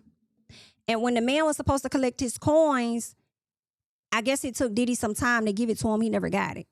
But no, it was a time where he didn't get it, but eventually he did get it. But he only got $500,000 for Tupac. He didn't get the $1 million because Suge was still here. Baby, listen. And Keefy D, that's it. Thank y'all. Keefy D, that's him. And then, and I believe him because when he's getting ready to be tried at the top of next year for his involvement in Tupac's death. And he is now trying to say that he gave that statement under pressure, kind of like Todd with the prenup, honey. And it's like, no, you sound real relaxed to me. I mean, you was giving landmarks, you was naming this, you was naming streets, you was saying how y'all pulled up, it was like you was there, like you knew because you did it. Right? Puffy made them folks think that he was gonna get them their money, and he dragged it out. Never really gave them their money. Eventually he did or whatever. But like I said, not all of it. So now he's trying to retract, and it's like, ain't no taking it back. If anything, when y'all let Mr. Man out of jail, prison, whatever, send him right back. So he could sit up there and deal with them charges too, since he had a hand in what happened to Mr. Pac, honey. Okay? I'll never forget that day. Baby, I ain't believe he had died. I started seeing stuff and hearing stuff, and I'm like, no, he didn't. Tupac already got capped. He already got hit like 5 times. Like, I doubt it. He probably survived that. Girl, please. Girl, please. When I tell you Tupac was my big brother's main man, when I tell you that boy cried, child, listen. Tupac was that guy. He was that guy. I'm not even going to hold you for me. You know? But shortly after that, right, Tupac passed. I think, months or a year later or something like that, I think Biggie ended up passing away. And Biggie was doing like interviews, and I think they asked him what was one of his fears. His fears was like dying. It was just so much that was entailed with that. And the way they laid it out definitely gave, and I always thought this, when it came to B.I.G., I always thought that man had something to do with it. Always thought that. But when y'all watch this documentary and see, when people talk about destiny, soul swapping, and all of that stuff that they refer to, destiny swapping, I let it go in one ear out the other. When I saw this documentary, for me, this was the first time for me that I saw a clear view of what destiny swapping looking like. And I said, wow. And at the time after Biggie died and Puffy did that song called Missing You or whatever it was, I never thought about the fact that he really made that about him. Like, yeah, it's a song to us all about Biggie, but at the same time, it was more so about Diddy. Like, look at me. I'm getting my shine on. I'm finally being able to be the person that I really want to be. Everybody looking at me. They coming to see me. Child, it was crazy. Then the old person that he used to have, I guess, co-owning the company with him, who he ended up finessing out of his percentage out the damn company and never gave him his money back when the man tried to sue. From my understanding, statute of limitations was up on it, so he didn't get no money. But he started to kind of like expose some stuff about Diddy. Diddy doing interviews talking about how he gonna throw the biggest funeral and the biggest this and that for B.I.G. Come to find out, it came out of Biggie's budget still. Like, he didn't pay for it. Biggie still had to pay for it in a sense. Like, this was an expense on your behalf. So this is technically like we're spending this money on your behalf that you owe back to the company. So it's still coming back to us. It was like some weird stuff that he pulled, and Biggie's mama never trusted old boy. Like, it was a mess. It was a mess. And when they started naming certain people that was around Diddy and seeing that these people have either been locked up or they dead and gone, that's real interesting to me. I mean, except for some of the artists that he managed that was able to get away or whatever the case, like Total and 112 or whatever. But it's just really sketchy. And I understand if Al B. Sure may have felt to himself like whatever happened to him, this man had something to do with it. I kind of see why he may feel that way, because everybody he damn near came up with ain't even here no damn more. Okay? Under some suspicious situation. So yeah, and I ain't gonna hold you. I'm like, hey man, this man was out here wreaking havoc like that, and y'all want me to believe that Kim just withered away? Child, listen. And you know, when I was watching some of his films, watching this documentary and throwback clips of him in interviews, I thought about Lemuel over Zeus. I don't know why. I do know why. I think it was the voice, how he was talking. I think it was how he was just so slim. Like Lemuel, like it was just giving those vibes just a little bit. Like something about it was off. I don't know if anybody else got that like I did. But I was like, I don't know why you making me think of Lemmy. That's interesting. But I mean, it was a good doc, baby. It was a good documentary. And what was taking me out when it came to the documentary was the beginning credits and the ending credits every time the show came on or episode came on or went off. Diddy wanted to make sure y'all knew this man was charged. He was arrested at a certain time. He was charged with this, that, and the other. And at the end, he wanted y'all to know that he's serving time for this right here. I fell out. Baby, they did the part with Cassie. They talked about Cassie. When that SEX worker came to the front to talk about his experience and different stuff like that, and I think he participated in the trial, believe everything that man said. Everything. And he was very like graphic with a lot of stuff. Baby. And when you look at the dynamics of Diddy and Cassie's relationship, it lined up to some of the things that the old partner, I guess, I don't know if he was the old partner that was like co-owner of whatever the company was called before I think it became Bad Boy or something. It lined up to Diddy's personality, you know, wanting to be in control and own. And when it came to Kim was a real feisty woman. Like, it's whatever. Like, I ain't stunned you. Like, basically, you don't run me type energy. He would always have an issue with Kim because he wanted a woman that would just do what he say. And he got that out of Cassie. And the way he would finesse people, y'all. So they talk about Dawn Richard, right? And the other lady, Kalina, Dirty Money.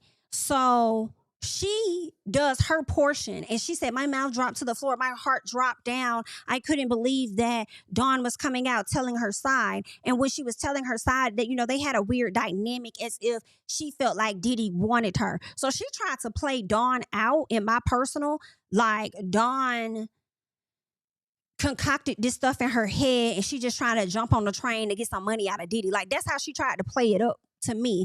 And I'm like, and not for 1 second did it even occur to you that he wasn't doing something to lead her on, to make her think that?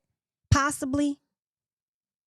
Yeah, but you the same BIT that said something about, she said something about Cassie in this documentary and said once she found out that Cassie was getting beat on and everything she was going through, she was like, oh wow, that's why she's like that. And it's like BIT, but it was put in the documents that you witnessed it. And you know what really got me? Also, the fact that she ain't got her children. She up there in the documentary crying about wanting to have access to her kids. I want my kids. I got my kids. Puffy, I need some help. I need to be able to get an attorney. The fact that you work with this man so much and you ain't got SHI to show for it to where you can't even get an attorney for $5,000 that you had to ask him for, it was killing me softly. Killing me softly. Killing me softly. And then she still sits up there in the confessional talking about some damn, I adore him, I love him, or whatever. I guess like she was saying something about, I guess I don't know if they were on the phone or texting, and she was relaying his response. And I think they could have been playing something at the same time. Like, I know you going to have my back. And she's like, yeah, I love you. Whatever it was. They were like meshing two things together, I think, like from a past conversation he had and her in present day in this interview, saying how much she cares or loves Diddy. But Diddy don't care or love enough about your ass to give you $5,000. So you asking him about you need help getting your kids, right? You needed an attorney, a good attorney. Y'all know what this man said? That man said, I can't do it right now. I ain't got it right now. I'm trying to work on something. I got something else I'm trying to figure out. This man can't give you 5 racks. That's crazy to me. That's nothing to a billionaire. And you let a billionaire sit in your face and play many a years, but especially on that day. Then I think a week or so later calls her after Don puts this statement out, right? After Don puts this statement out, say what she say about Diddy, he's like, man, I need a favor, man. Man, I need a favor, man. Like this right here. Like, it's crazy. I need somebody to say something. Somebody need to come out. Like, I need you, man. Like, come forward and just like, let me know something. Like, just put a statement out, say something out there on my behalf.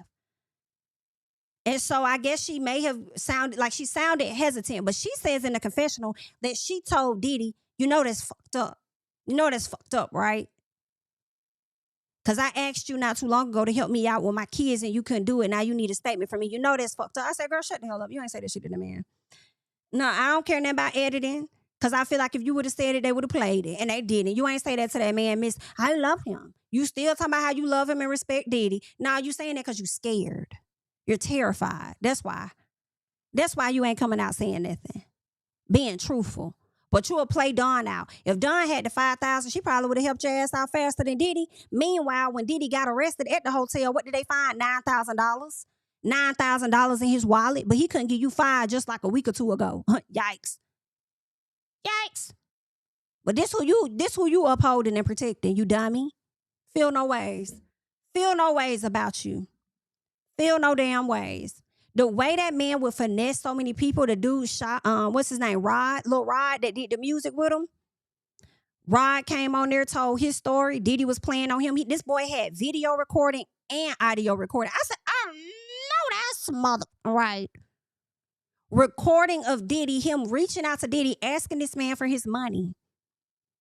Okay, when you gonna pay me? Man, you know, I respect you, man. You know what I'm saying? You know, I wouldn't even do you like that, man. You know, I'll give it to you if I had it like that. You know what I'm saying? I'm gonna fulfill my commitment, man. You know what I'm saying? Like, just running the game on him. Because one thing about Diddy, and he reminds me of somebody that I'm not gonna say, but that's a fast talker, baby. That's a fast talker. Fast talker. Very charismatic for some people. And also very intimidating for others. Because even the people that can see through his BS, they ain't gonna say shit. They too scared. Even though they know he finessing them and giving them the gift of gab and saying whatever, they too afraid. They ain't gonna say nothing. They gonna let them slide. But shout out to the people that came forward that was tired of being afraid. Baby Dawn, not Dawn, but Aubrey. Aubrey got up there, y'all. Aubrey said I don't know if it was a moment where she was on drugs or I'm not gonna say on drugs. I don't know if she had something going on. But I think something happened to where she don't even know if she was RAPE'd. Something happened, like she read an email of Diddy wanting to smash her, wanting to do certain things with her. Shortly after that, I guess she didn't oblige him because he ended up kicking her out the group and then had the audacity to refer to her as promiscuous. And again, this was from a flashback. So with that flashback of him trying to say that she was promiscuous, I'm like, only a man that has not smashed on you would say some shit like that. Worrying about who you been with and what you doing. And we should have known back then that that's what it was when it came to Diddy. And maybe some people speculated that they may have messed around. And I think Dawn always said that didn't happen. But when she sits in this interview, she says that she don't even know if she was RAPE'd. And she said, honestly, I don't even want to know if I was. She done read more than one email of this man trying to come on to her and everything. Like, it's a mess. It's a mess. It's a mess. And people had the audacity to not believe Cassie and the stuff that she said. Had the audacity to feel like she just wanted clout. She just wanted some money. Give it to her then. Give it to her then. Because it ain't like her albums came out. Give it to her then. You got people up here telling y'all what they've witnessed when it came to the dynamic of the both of them. Come on now. You got sex workers coming out talking about experiences and people still didn't want to believe the girl. Give her fucking money. You used her up. Is you cool? Pay her. She deserves that. Like, that is so crazy to me. And then he had this commercial when he went on the Andy show. I guess he showed Andy one of the videos that him and Cassie did, and it was like supposed to be some type of commercial, and it was really weird. It was really weird of her storming out of a car. It was like they were reenacting a moment that actually happened in their lives, as I believe either one of the security guards or maybe the S worker was saying.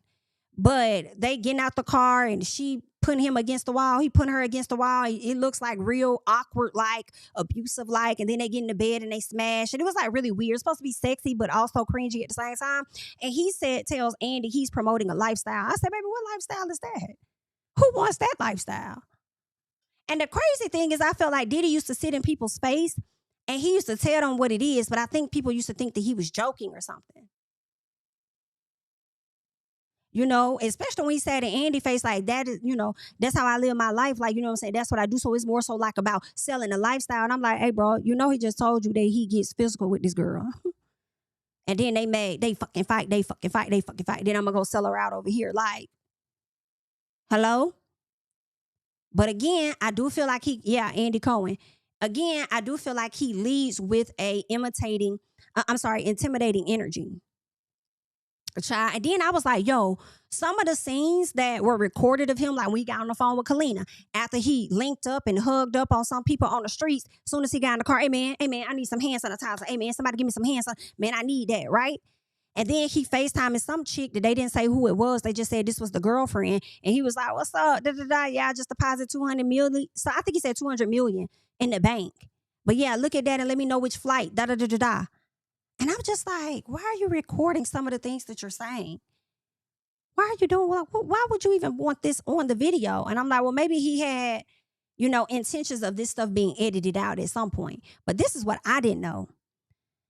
I didn't know he was supposed to be working with Netflix himself for his own documentary, which is likely how 50 Cent got it. So this is what Lauren LaRosa is saying. Netflix has responded to Diddy's cease and desist because he sent one, right? The cease and desist is claiming that this new documentary brought to you by 50 Cent is a hit piece that only fell in 50 Cent's lap after Diddy's own documentary convos with Netflix fell through. How did the convos fall through? So obviously the cameraman must have belonged to Netflix or something, or either the cameraman realized he wasn't getting paid because Diddy's locked up. So if you want to give me millions and millions of dollars for it, I'm going to sell it to you. Whew. Netflix says the claims being made about Sean Combs, The Reckoning, are false. The project has no ties to any past conversations between Sean Combs and Netflix. The footage of Combs leading up to his indictment and arrest are legally obtained. This is not a hit piece or an act of retribution. Curtis Jackson is an executive producer but does not have creative control. No one was paid to participate. The claims made by Sean Combs, The Reckoning, are false. Okay. The claims made, I guess the claims made by him regarding this are false. So 50 Cent is an executive producer, but he did not have control on how the story was spent about Diddy.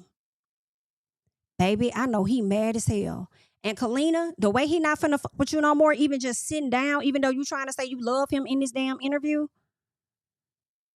even though you still outed the fact that he never gave you them 5,000, girl, he'll never rock with you again. You came out better telling the truth and being on Dawn's side, but you didn't. A whole ass mess, if you ask me. Just crazy. Just crazy. Y'all gotta watch it for yourselves because, girl, just check it out for yourself because it's interesting. It's very, very interesting. Give me 1 second.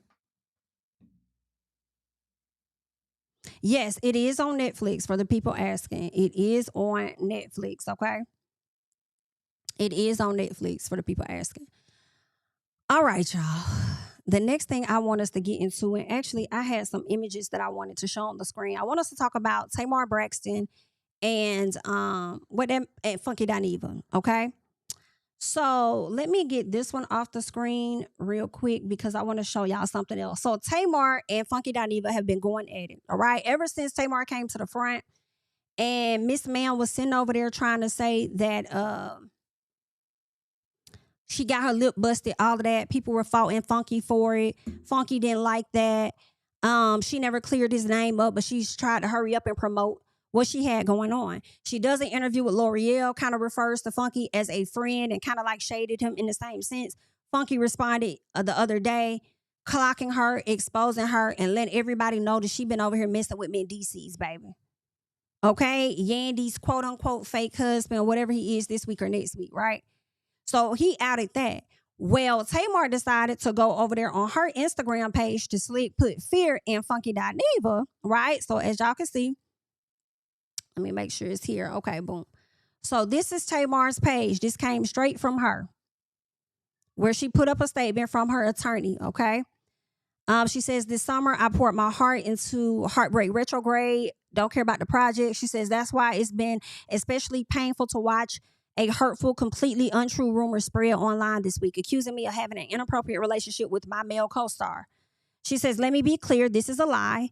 It's said that the moment you achieve something meaningful, some people choose to respond with gossip and sensationalism. But see, here's the thing though, Tamar. You're saying that people respond with gossip and they sensationalize things, but you do the same damn thing though. You do the same exact thing. That's what you did when you came to the front, talked about your teeth getting knocked out, right? And you sensationalized the moment by showcasing you and Mendices and this video that y'all did and all of that. You pulled a stunt then when you was with your white boyfriend trying to act like you coming for Candy and like they didn't want no smoke and bringing up all of this stuff with Candy and Ty, like it's Ty versus your man and all of this extra shit. Like you've done this before, but then now when the rabbit got a little piece of the gun, now it's their fault. You do the same shit. Okay? So then she says, these rumors don't just touch me. They touch our families, our kids, our loved ones, the people who never asked to be dragged into nonsense. I had hoped by now we'd see better from those who claim to report responsibly and love our people. She says, as for me, I'm letting my lawyers take it from here. I'm still focused on what I love, creating, storytelling, making music and films that matter. If you haven't, okay, boom. So that's where she goes into her promo or whatever, okay? That's Tamar. She captions it with this. People like to trigger me, hoping for me to respond and crash out. That's the old me. Tamar, you posting what your attorney said instead of just sending it straight over there to damn Quentin is giving a crash out in my personal. I'm just going to be real honest with you. That is crash out behavior. You could have just sent it right on over there to him. Let him do what he gonna do with it. You didn't have to post it for semantics and sensationalize it as well, but that's just how I feel about it, right? She says, that's the old me. I always feel the need to defend myself, but my lawyers will this time and every time instead. I'm tired, but I'm learning to take my Tamartian's advice. Use my voice to talk less and sing more. That's it. That's all. God bless. Thank you. It's like, Tamar, I'm going to tell you right now, baby, you do this every time. You do this every time and then act like you taking a high road and then give us about a year later, you be back on the same bullshit. So I'm sorry. I don't believe you. You need more people. Okay? I don't believe you. You need more people. And I'm sure Q would have probably handled this situation better behind the scenes had you handled it better behind the scenes, which is what he was saying. So it is what it is, but let's get into what he had to say about her. Okay. Give me 1 second so I can get this up a little piece over here and let us check out what Q had to say. Because he was going off last night and I ain't really finished all of it. New bitches to doing this, baby. I'm 14 years in, been sued by some of the best.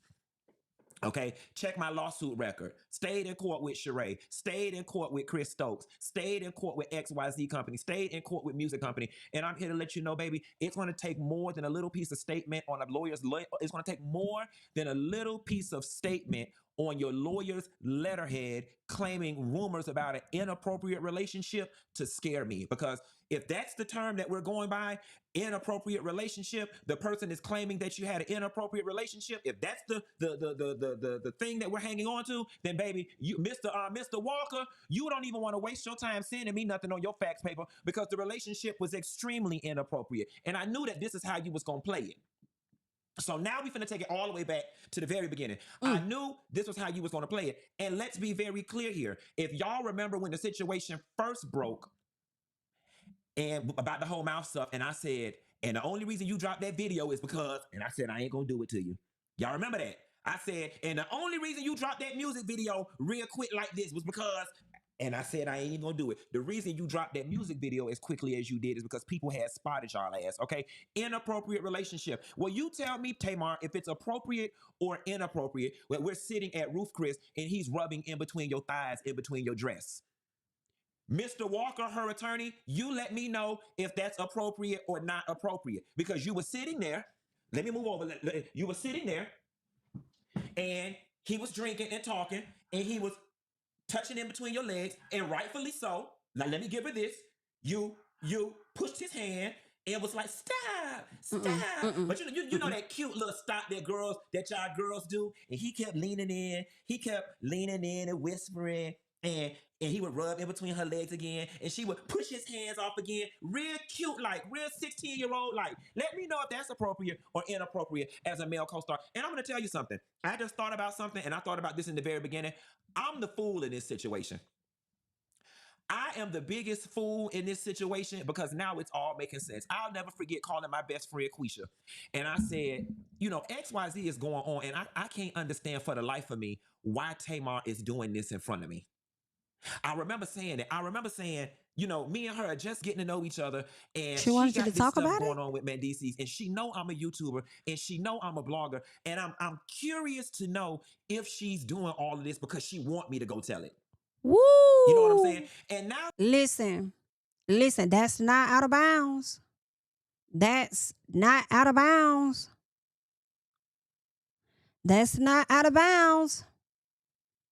that I look back at all of it, I really do feel like it was a scheme that you set up to put me in this position to do it. I also remember overhearing when I got to the video shoot, I walked in, it was you and Nivea was already there, L'Oreal was there, and y'all kept making references to, oh my God, Tamar, when this come out, it's gonna break the internet. It's gonna break the internet. Now, let's get back to the notion of inappropriate behavior, okay? So we've got him playing up your thighs in Roof Chris.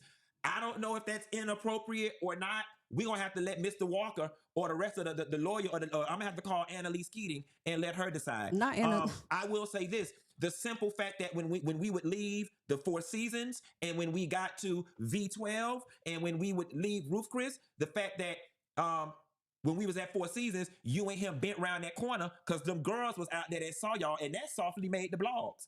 Them girls saw y'all. The fact that you was hiding behind that stairwell until that car came up, that would probably suggest that what y'all was doing was inappropriate, because if it was platonic, why wouldn't all of us just walk right on outside into the car? When we went to the V12, man, and they lit up all the candles and stuff, Mendices was outside behind us. He beat me there. So if it wasn't inappropriate, then why isn't Mendici and his friend in the video with us doing this? And matter of fact, okay, because since you getting your ducats in a row, I got to go ahead and get mine in a row. Because see, we forget that night at V12, there were several people, celebrity friends included, that were up in that section that witnessed what was going on, as well as the harem of girls. So this is the first thing we're going to do. If you were one of the people that were in that VIP section at V12 who saw Tamar Braxton tipsily or drunkenly sitting in Mendices' lap in a very flirty manner, please email me at funky.neva@funky.neva.com. Okay, that's number one. Number two, if you were with those group of females that was at the Four Seasons that night, when they was trying to hide behind the columns before the valet people brought the car, if you was one of those people that saw them that night as well, please email me at funky.neva@funky.neva.com, because I would like to talk to you. The next thing, let's talk about this in terms of being inappropriate. And Mr. Walker, down to the law office, you're going to want to write this one down, because I heard this one with my own ears and saw it with my own face, and I was really concerned. I was like, why is this lady doing this in front of me? Tamar, you gonna sit up in my face?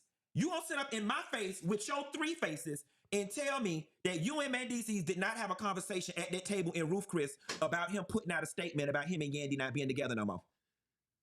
We really gonna do that?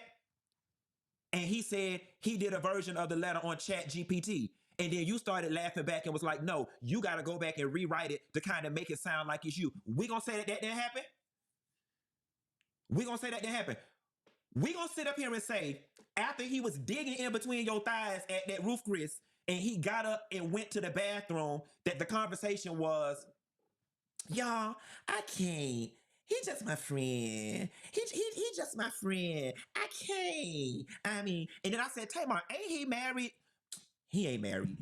They not married. They just do that for the show. They not married. I believe all of this. I don't think there's a single reason not to believe this. I did find a post because I had to go back and look at this, honey. And I believe it was posted, give me 1 second, by Tasha. And this was back in August, like right after my birthday, where she was caught out with this man. Let me put this back up over here on the screen. Right? The streets are whispering August 23rd. Tamar was allegedly seen vibing real close with Mary Mendices at V12 Lounge in Atlanta the night before her accident. Okay, so really that was around the same time, just a little piece. That was around the same time, but I feel like it still confirms what Funky was saying about them being together that night. But what Funky also said was, I guess like a few weeks or a week or whatever days before this, when they all went out together, she was caught out there. But this confirms that she was with that man that night. Because the people already was saying how close y'all was. Child, that's crazy. Let's keep going. That's what we gonna do. We gonna pretend like at that video shoot for the video, the bedroom was right there. The living room area with the one-seater chair was there. All of us had been drinking the entire video shoot. We gonna pretend like you was not sitting in his lap with them booty shorts on and them 2 new big old titties you just purchased with the shirt split down like this. Ooh. Is that what we finna do? If we finna pretend like you wasn't sitting in his lap like this, he was sitting down, you had your leg crossed like this, sitting on his lap with them 2 tig old bitties like this, and we was all drunk. That's what we doing? That didn't happen? Or maybe it did happen, but that don't qualify as inappropriate behavior. Okay? Or what about the part when we left the video shoot all drunk and we all went to help you take the boxes and stuff back up to your house, and he walked right on in there in your house and got on the sofa and got under the cover, bitch, like he was very comfortable laying there. You gonna tell me that didn't happen? Now, Vince was there because Vince came out and said hello to everybody, so I'm not alluding that nothing freaky happened, but Vince was there. We walked upstairs. His drunk ass went straight to your sofa and went straight to that cover, and he did it in a very familiar manner, like he had done did it before, or like he had done left that cover there before. Are we saying that none of this happened?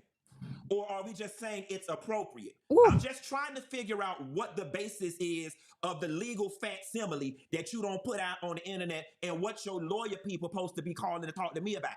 Okay, because baby, you ain't the only one that got lawyers. You ain't the only ones that's lawyered up. And the funny thing about it is, you gonna really gag, bitch.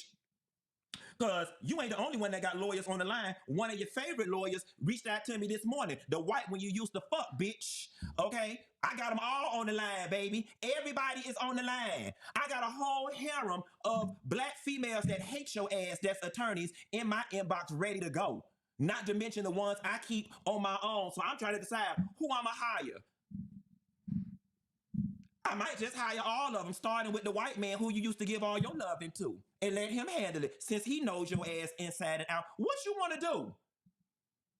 What you want to do? This is fucking baby, I ain't never been scared of you. I've been told you leave me alone. I've been told your motherfucking ass to leave me the hell alone. Why fucking sound like he putting belt to ass? Why he sound like somebody parent putting belt to ass? I cannot. I can't. And then if y'all notice, the statement got less to do about the gossip and more to do about the album. Woo. I feel like a big dumbass right now. I really do. Because I feel like you roped me into all of this for this moment to promote that damn album. It's all making sense to me now. It's all making sense. Because the way you were overly flirty and the way you and Zoe kept trying to probe me with questions, with stuff with Mendices, I really feel like you were setting me up to tell it and my dumb ass fell for it.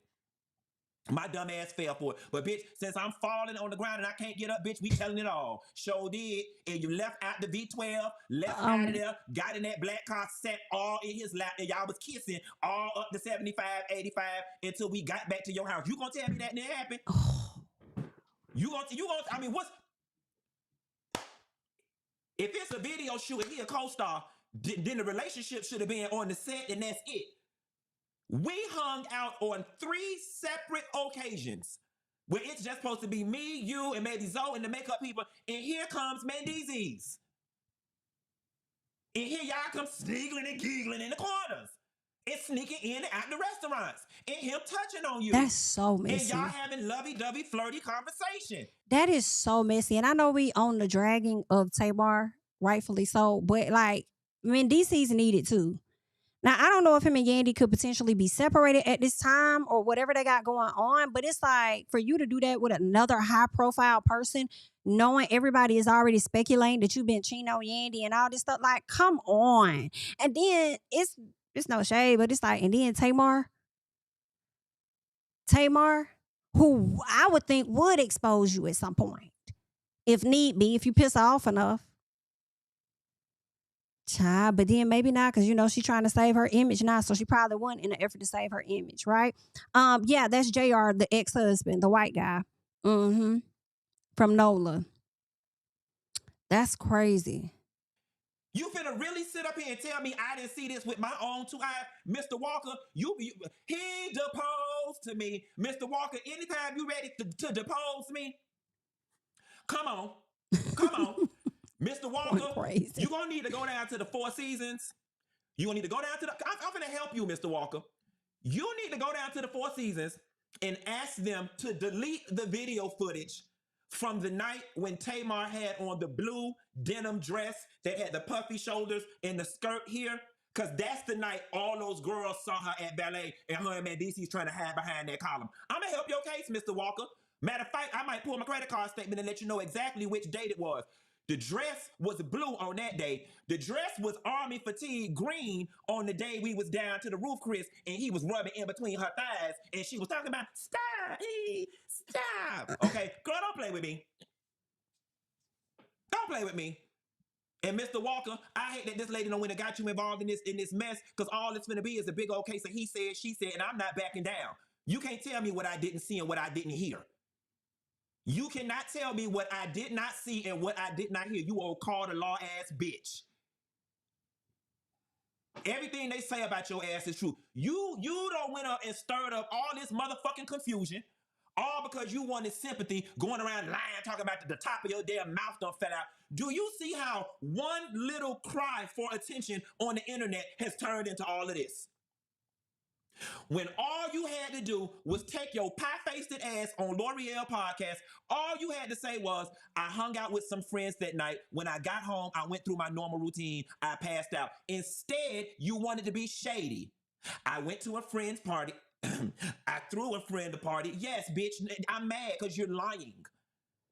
Because you insist on being the victim in this situation. Yeah. And for all of y'all out there talking about, she didn't never say his name. She didn't never say his name. She didn't have to say my name. When you know you're one of the main characters in the story, your name don't have to be said. You knew what you was doing. And you're trying to be the perpetual victim that you love being. You're not finna paint this narrative that, oh, you just went out your way to do so much for this friend and this friend betrayed you. Baby girl, if anybody was betrayed in this situation, it was me, who ended up being collateral damage in your antics, your reindeer games, and your bullshit. So I'm here to tell you and Mr. Walker, bring it on, bitch. Oh, wow. And you better bring it damn strong. Bring it on. Because you ain't finna fucking sit up here and tell me what the hell I didn't see and what the fuck I didn't hear. Baby, I already got 2 people that me and you know in common that I can call on the line right now to vouch for your ass sitting in his lap at B12. So play it how you want to play it. And since he snapped, right, in this video, she has now taken that information off her Instagram earlier today. Or maybe late last night. But now she's taking it off. I don't know if she realized other people will have to be called to the front when it comes to like other witnesses or something. And she decided to take it down or what. But I feel like she really was just playing. Like I think she did that in an effort to, one, get a reaction out of him and promote whatever she got going on, honestly. Because she know he's going to react. Because as much as Q is making his money on his platform, dragging her, she may be getting some plays or some hits, or her album is crossing more people's eyes. Like, oh, okay. She's trying to benefit off of it too with the promo. So I think she definitely posted that to get some type of reaction out of him. But yeah. But he wearing her but out. I think it be in your He best tired. damn interest to leave me the hell alone. I don't told you. I'm not them other punks you used to being around. Girl, it take more than a little piece of letterhead to scare me. It take more than a little piece of letterhead to scare me. And baby mama ain't never been no dummy. Baby, my assets, and my money tied up in so many damn trusts and different investments, girl. If you're lucky to get anything, it'll be off this rush card that got $55 on it. I'm Good screaming. luck, bitch. Okay? Leave me alone, lady.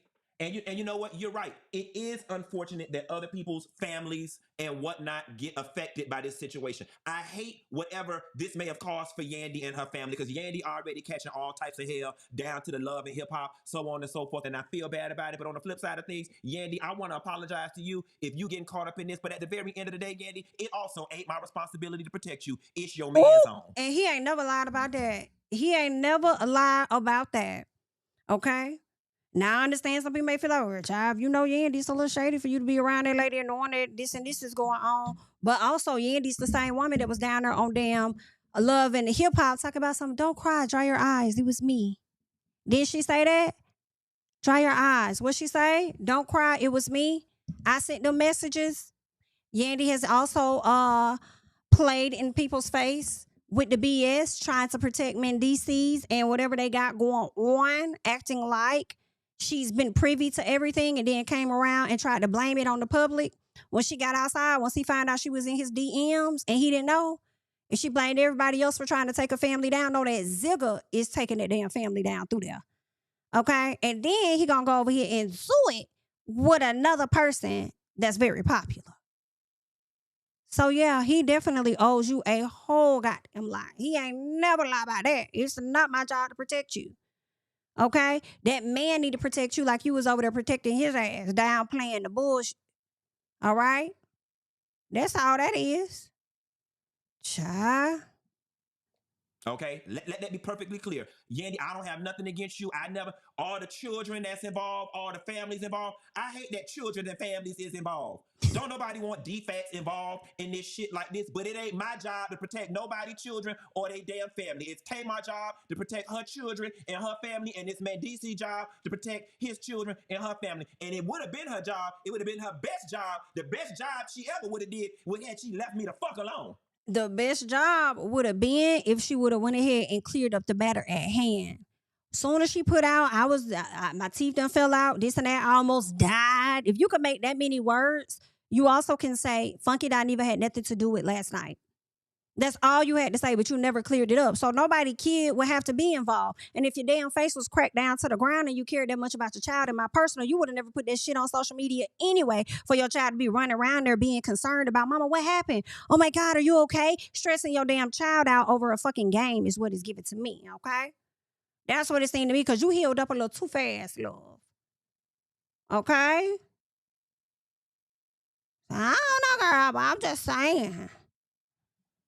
It's crazy. But now you want to keep poking and poking and poking and digging and digging. And at the end of the day, Tamar Braxton, people are now seeing your ass for who you are.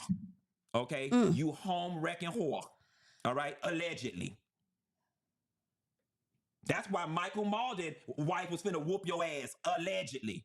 Tawanda already got on the thing and said you messed with Tony Braxton, man, back in the day. Allegedly. Then you all up on the stage, all behind Birdman. Allegedly. Girl, you knew exactly what you was doing. Lord. You knew what you was doing. She did. And you knew it was wrong. She did. Because several times, me and you, several times, Tamar, I'm looking up Michael Myers. I looked you in the face and said, girl, but he married. You was like, he not married. I said, so They just doing it for the show. And you was like, yeah, he say they just doing. We've had conversation about what y'all had going on, girl. So I'm confused about which part of the statement that you wrote on Mr. Walker letterhead is you being accused of inappropriate behavior. Either I got inappropriate listening or my barometer for what's inappropriate is broken. He deposed to me, okay? But I am ready, Mr. Walker. Oh, Mr. Walker, if you good as them people said you is down there to the law school, Mr. Walker, you'll find me and you'll get me whatever appropriate paperwork or whatever the case may be, and we could sit down and talk about it, and then we could really finish spilling it all publicly, bitch, because it still ain't even all spilled. I'm still holding on over here. I'm still over here trying to protect what little bit of damn dignity you got left about yourself. Leave me alone, girl.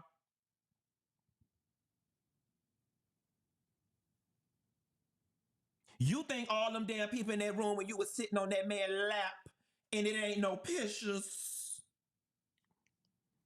You think in V12 when you was sitting on that man's lap, some of them girls wasn't sitting back like this, taking videos and pictures? Is you think the people was dumb enough not to take no pictures? You met your mics today, bitch. Tamar, leave that man the hell alone, girl. Leave that man. Get up from him, okay? And leave that man. I told you about coming over here fucking with people, okay? Leave that man alone. Because I am afraid for you with any additional information that he may know, okay? Now, I just really want you to just relax sometimes, okay? Jesse done had to wear your, Jesse Woo, that had to wear your ass out a few years ago. Now Funky tapping on your neck bone. Candy really gave you a little piece of dust, okay, with a little oomph to it. So I just don't want that many beefs. I just don't want that many beefs, okay? And please don't try and create nothing with K. Michelle no more. All right? Just please just let it go. I'm just tired of seeing you and stuff, okay? You want to talk about the children today, but one concerned about the children on yesterday. I'm so tired. Okay? So tired, honey. Just let it go. Just stop. Please. Please stop. Y'all, I ain't got no more. I ain't got no more. That's really it. Okay? Y'all make sure y'all coming in. Y'all like up the video. If you have yet to do so, I thank you guys so much for being here. We got into quite a bit of things today. And I don't got no more. I just want Tamar to leave this man alone. That's all I want her to do. Like, just chill out. Just let it go. Or he air you out some more. Okay? And I don't think that she's going to move forward with suing him. I think she did the whole thing as a way to play in his face, like I said, and get a reaction that she got. And probably before the day over with, she's going to be coming to promote something when it comes to her album, child. So, good luck. That's all I got. Thank you guys so much. All right. Jamie, there is more, girl. He called her common. Oh, it's more? Well, let me slide back then. Give me a second. I didn't know it was more. Where did he call? Was it in this video? Or did he do it on his page? I did see him going at Sabrina Peterson the other day. Because Sabrina Peterson had came and tried to say that he's a liar or something like that. And somehow she's only met him one time or whatever it was. So I did see that. Let me see. Where was it? Oh, yeah. This is where he got into it with Sabrina. Yeah. Because Sabrina said, I must say, this man has lied a few times. He did a whole episode about me, and I don't even know him. I don't have any personal relationship with this man. I was out with him one night, but he was in the bathroom doing coke most of it. So I'm not sure what he's recapping. I don't know Tamar personally, but I do know I gave this guy an opportunity to have an interview at my salon, and my personal friends have had to stop him from talking about me when I'm not around. He sounds very believable, but I will say the things he said about me aren't true. So I'm not sure if these things are either. I don't do coke. So that was the first and only time we went out. So he said, now, Sabrina, how you get in it? Always finds a way to insert herself in somebody else's business. Last time I checked, me and you were cool. What I lie on you about? I'm dying to know. It's so rich of you to even refer to another human being as a liar according to the court documents. But that's another story. What I lied on you about, girl. Oh, and the coke in the bathroom narrative is so expired, just like the story of you beating up your assistant because they allowed the water people to shut off the water. When you didn't pay the bill, see how old and tired those stories are? Why couldn't you have just minded your business? Anyway, it's 4 a.m. I'll wait to see what you have to say when I wake up tomorrow afternoon, then I'll gather your ass accordingly then. Oh, and you're right. We don't have a personal relationship because I'm scared of you. After you went to prison for boxing a girl up with with razor blades in between your fingers, any reasonable person would be scared of you too, girl. I come from a good, educated, civilized family. We don't know shit about fighting with people. Fighting people with razor blades. I can't. So he called her common? Just common. So was this on the live? Did he say this on the live?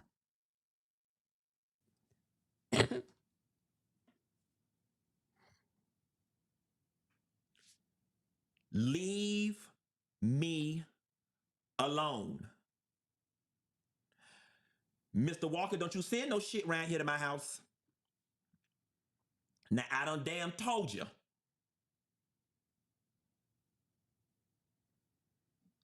Talking about, let me read. Hold on. Like, this bitch done made me mad. Baby, we finna sit here for the whole hour.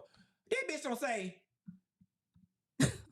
accusing me of having an inappropriate relationship with my male co-star. Since when is rubbing in between somebody's legs appropriate? Since when is kissing somebody else's man in the Uber appropriate? If the relationship was appropriate, why was y'all not walking and leaving out of establishments together if it was appropriate? I'm confused you. Mr. Walker, did you ask this lady any of this stuff before she... Mr. Walker, I'm starting to believe she came in your office and stole this paper and put this on it. Girl, got me hot. Excuse me. These rumors don't just touch me. It does look like that's exactly what she did. Took his letterhead and put on there what she wanted to put on there because it's giving a lot of I from the desk of the attorney, James L. Walker. I thought when the attorney does it, they would speak on the behalf of, right? Thank y'all so much for giving me that timestamp. I thought the attorney would speak on behalf of the person versus the person doing everything.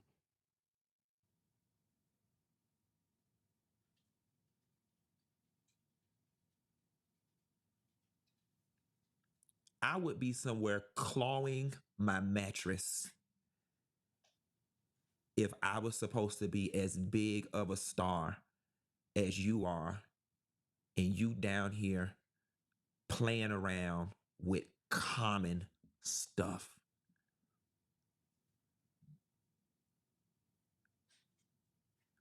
Tony Braxton would never. Janet Jackson would never. Yet somehow, here you are. Just common.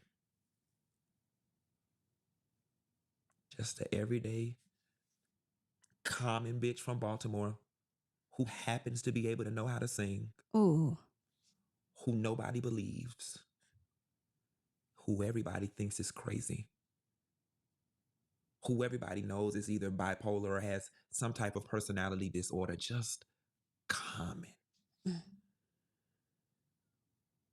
Just JJ's fish and chips. Common. That's crazy. Just Harold's chicken. Common. Now Harold's be good. Now wait now. Just a 2 cheeseburger meal and a high C orange. Common. Oh my Lord have mercy. Your self-esteem and your self-worth has honestly got to be in the sewer for you to be this damn common.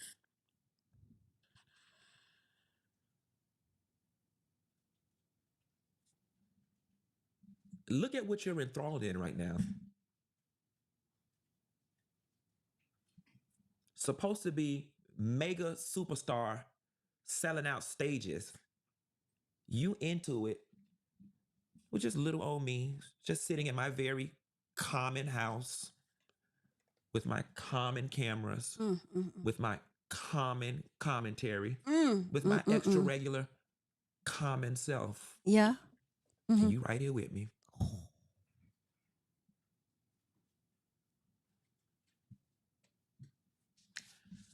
Your mother's proud. Your father too. Very proud. They're very proud. Can I say that Tawanda and Trina are getting their life as Funky tear into Tamar the way that they couldn't technically tear into her? I cringe. Gotta leave folks alone, child. Very proud of you. I hope your media spectacle was worth it. Ladies and gentlemen, word of the day, common. I'm going to do one more story, and then I want to bring Rashida on. Shit. Girl, he definitely dragged you for like a full hour, it seems. Damn near. Please leave folks alone. I would just get tired of being dragged. You know what I'm saying? I would just be tired of that. Like, I don't see how you enjoy that and then just be want to go back and forth. Like, I just would get tired of that. I would just... All press ain't good press. You know what I'm saying? All promo ain't good promo. Like, I would hate to always have to create antics just to get people to tune into what I got going on. Like, it's very Zeus-esque. Zeus-esque is what I'm saying. It's very Zeus-esque to me. I feel like that's the behavior of people on Zeus. So when he says common, that's what I hear. Very low grade. Very, very low grade. You know what I'm saying? And you're Tamar Braxton. You shouldn't have to do that. You know? And over the years, I feel like you've been giving people a different perception of you. Like, whatever they may have thought of you has really changed drastically because you are one of those artists that have, like, it's kind of like giving, and y'all finna hate me for this, and I'm gonna let y'all chew on my neck bone a little piece, but it's giving a little piece of Ray J just a little bit is how I'm feeling. You know what I'm saying? Like the social media antics every 2 months or something. You know, it's like, come on now. But you want to talk about the children? You got to think about the kids before you do some of the stuff that you do. You know what I'm saying? Don't do that. Don't be trying to use the kids and family as a way to get a person to sympathize or something when you weren't using that to begin with. You didn't have all the marbles and think about how your actions would impact families and kids to begin with yourself. Right? And that's even if we want to find out the stuff that we found out. They still could find it out. Yandy and the family could still find it out. Your kid could still find it out. So come on now. Like, when do y'all grow up? And Tamar, you pushing 50. You look good. Okay? But you're pushing 50. And at some point, it's like, grow up. But you know what? It's me. I need to grow up. It's me. I need to grow up and realize that everybody don't grow up based on age. They just don't do that. They don't. Hell, Ray J probably about pushing 50 his damn self with the gray hairs coming through, and he's still over here showing his face. So you know what? I'm wrong. It's me. It's me. Okay? But I'm out this time. For real, you guys. I thank you all for being here. Okay? You can share your thoughts and comments and everything down below on everything that we discussed. I'm JamiThatsMe. Follow me on social media, Instagram, Twitter, all the great things. And I will catch you guys in the next one. Bye. Tell him I preach to the choir. Stand on my feet to the fire. Give all the glory to God. Stand in the midst of these haters. I'm silent. Nobody can stop me. Just gotta check in my notification. Them numbers hit like it's a praxis. Cashed out at the ATM. And the ATL, they done made a gym. I've been kicking doors like the ATL. Got them trying to clone me like ages. Game time, I invaded gym. High elevated, I could face the rim. Putting shots up. I got laser focus, about to take it over. I'm Invader Zim on a trip to Florida.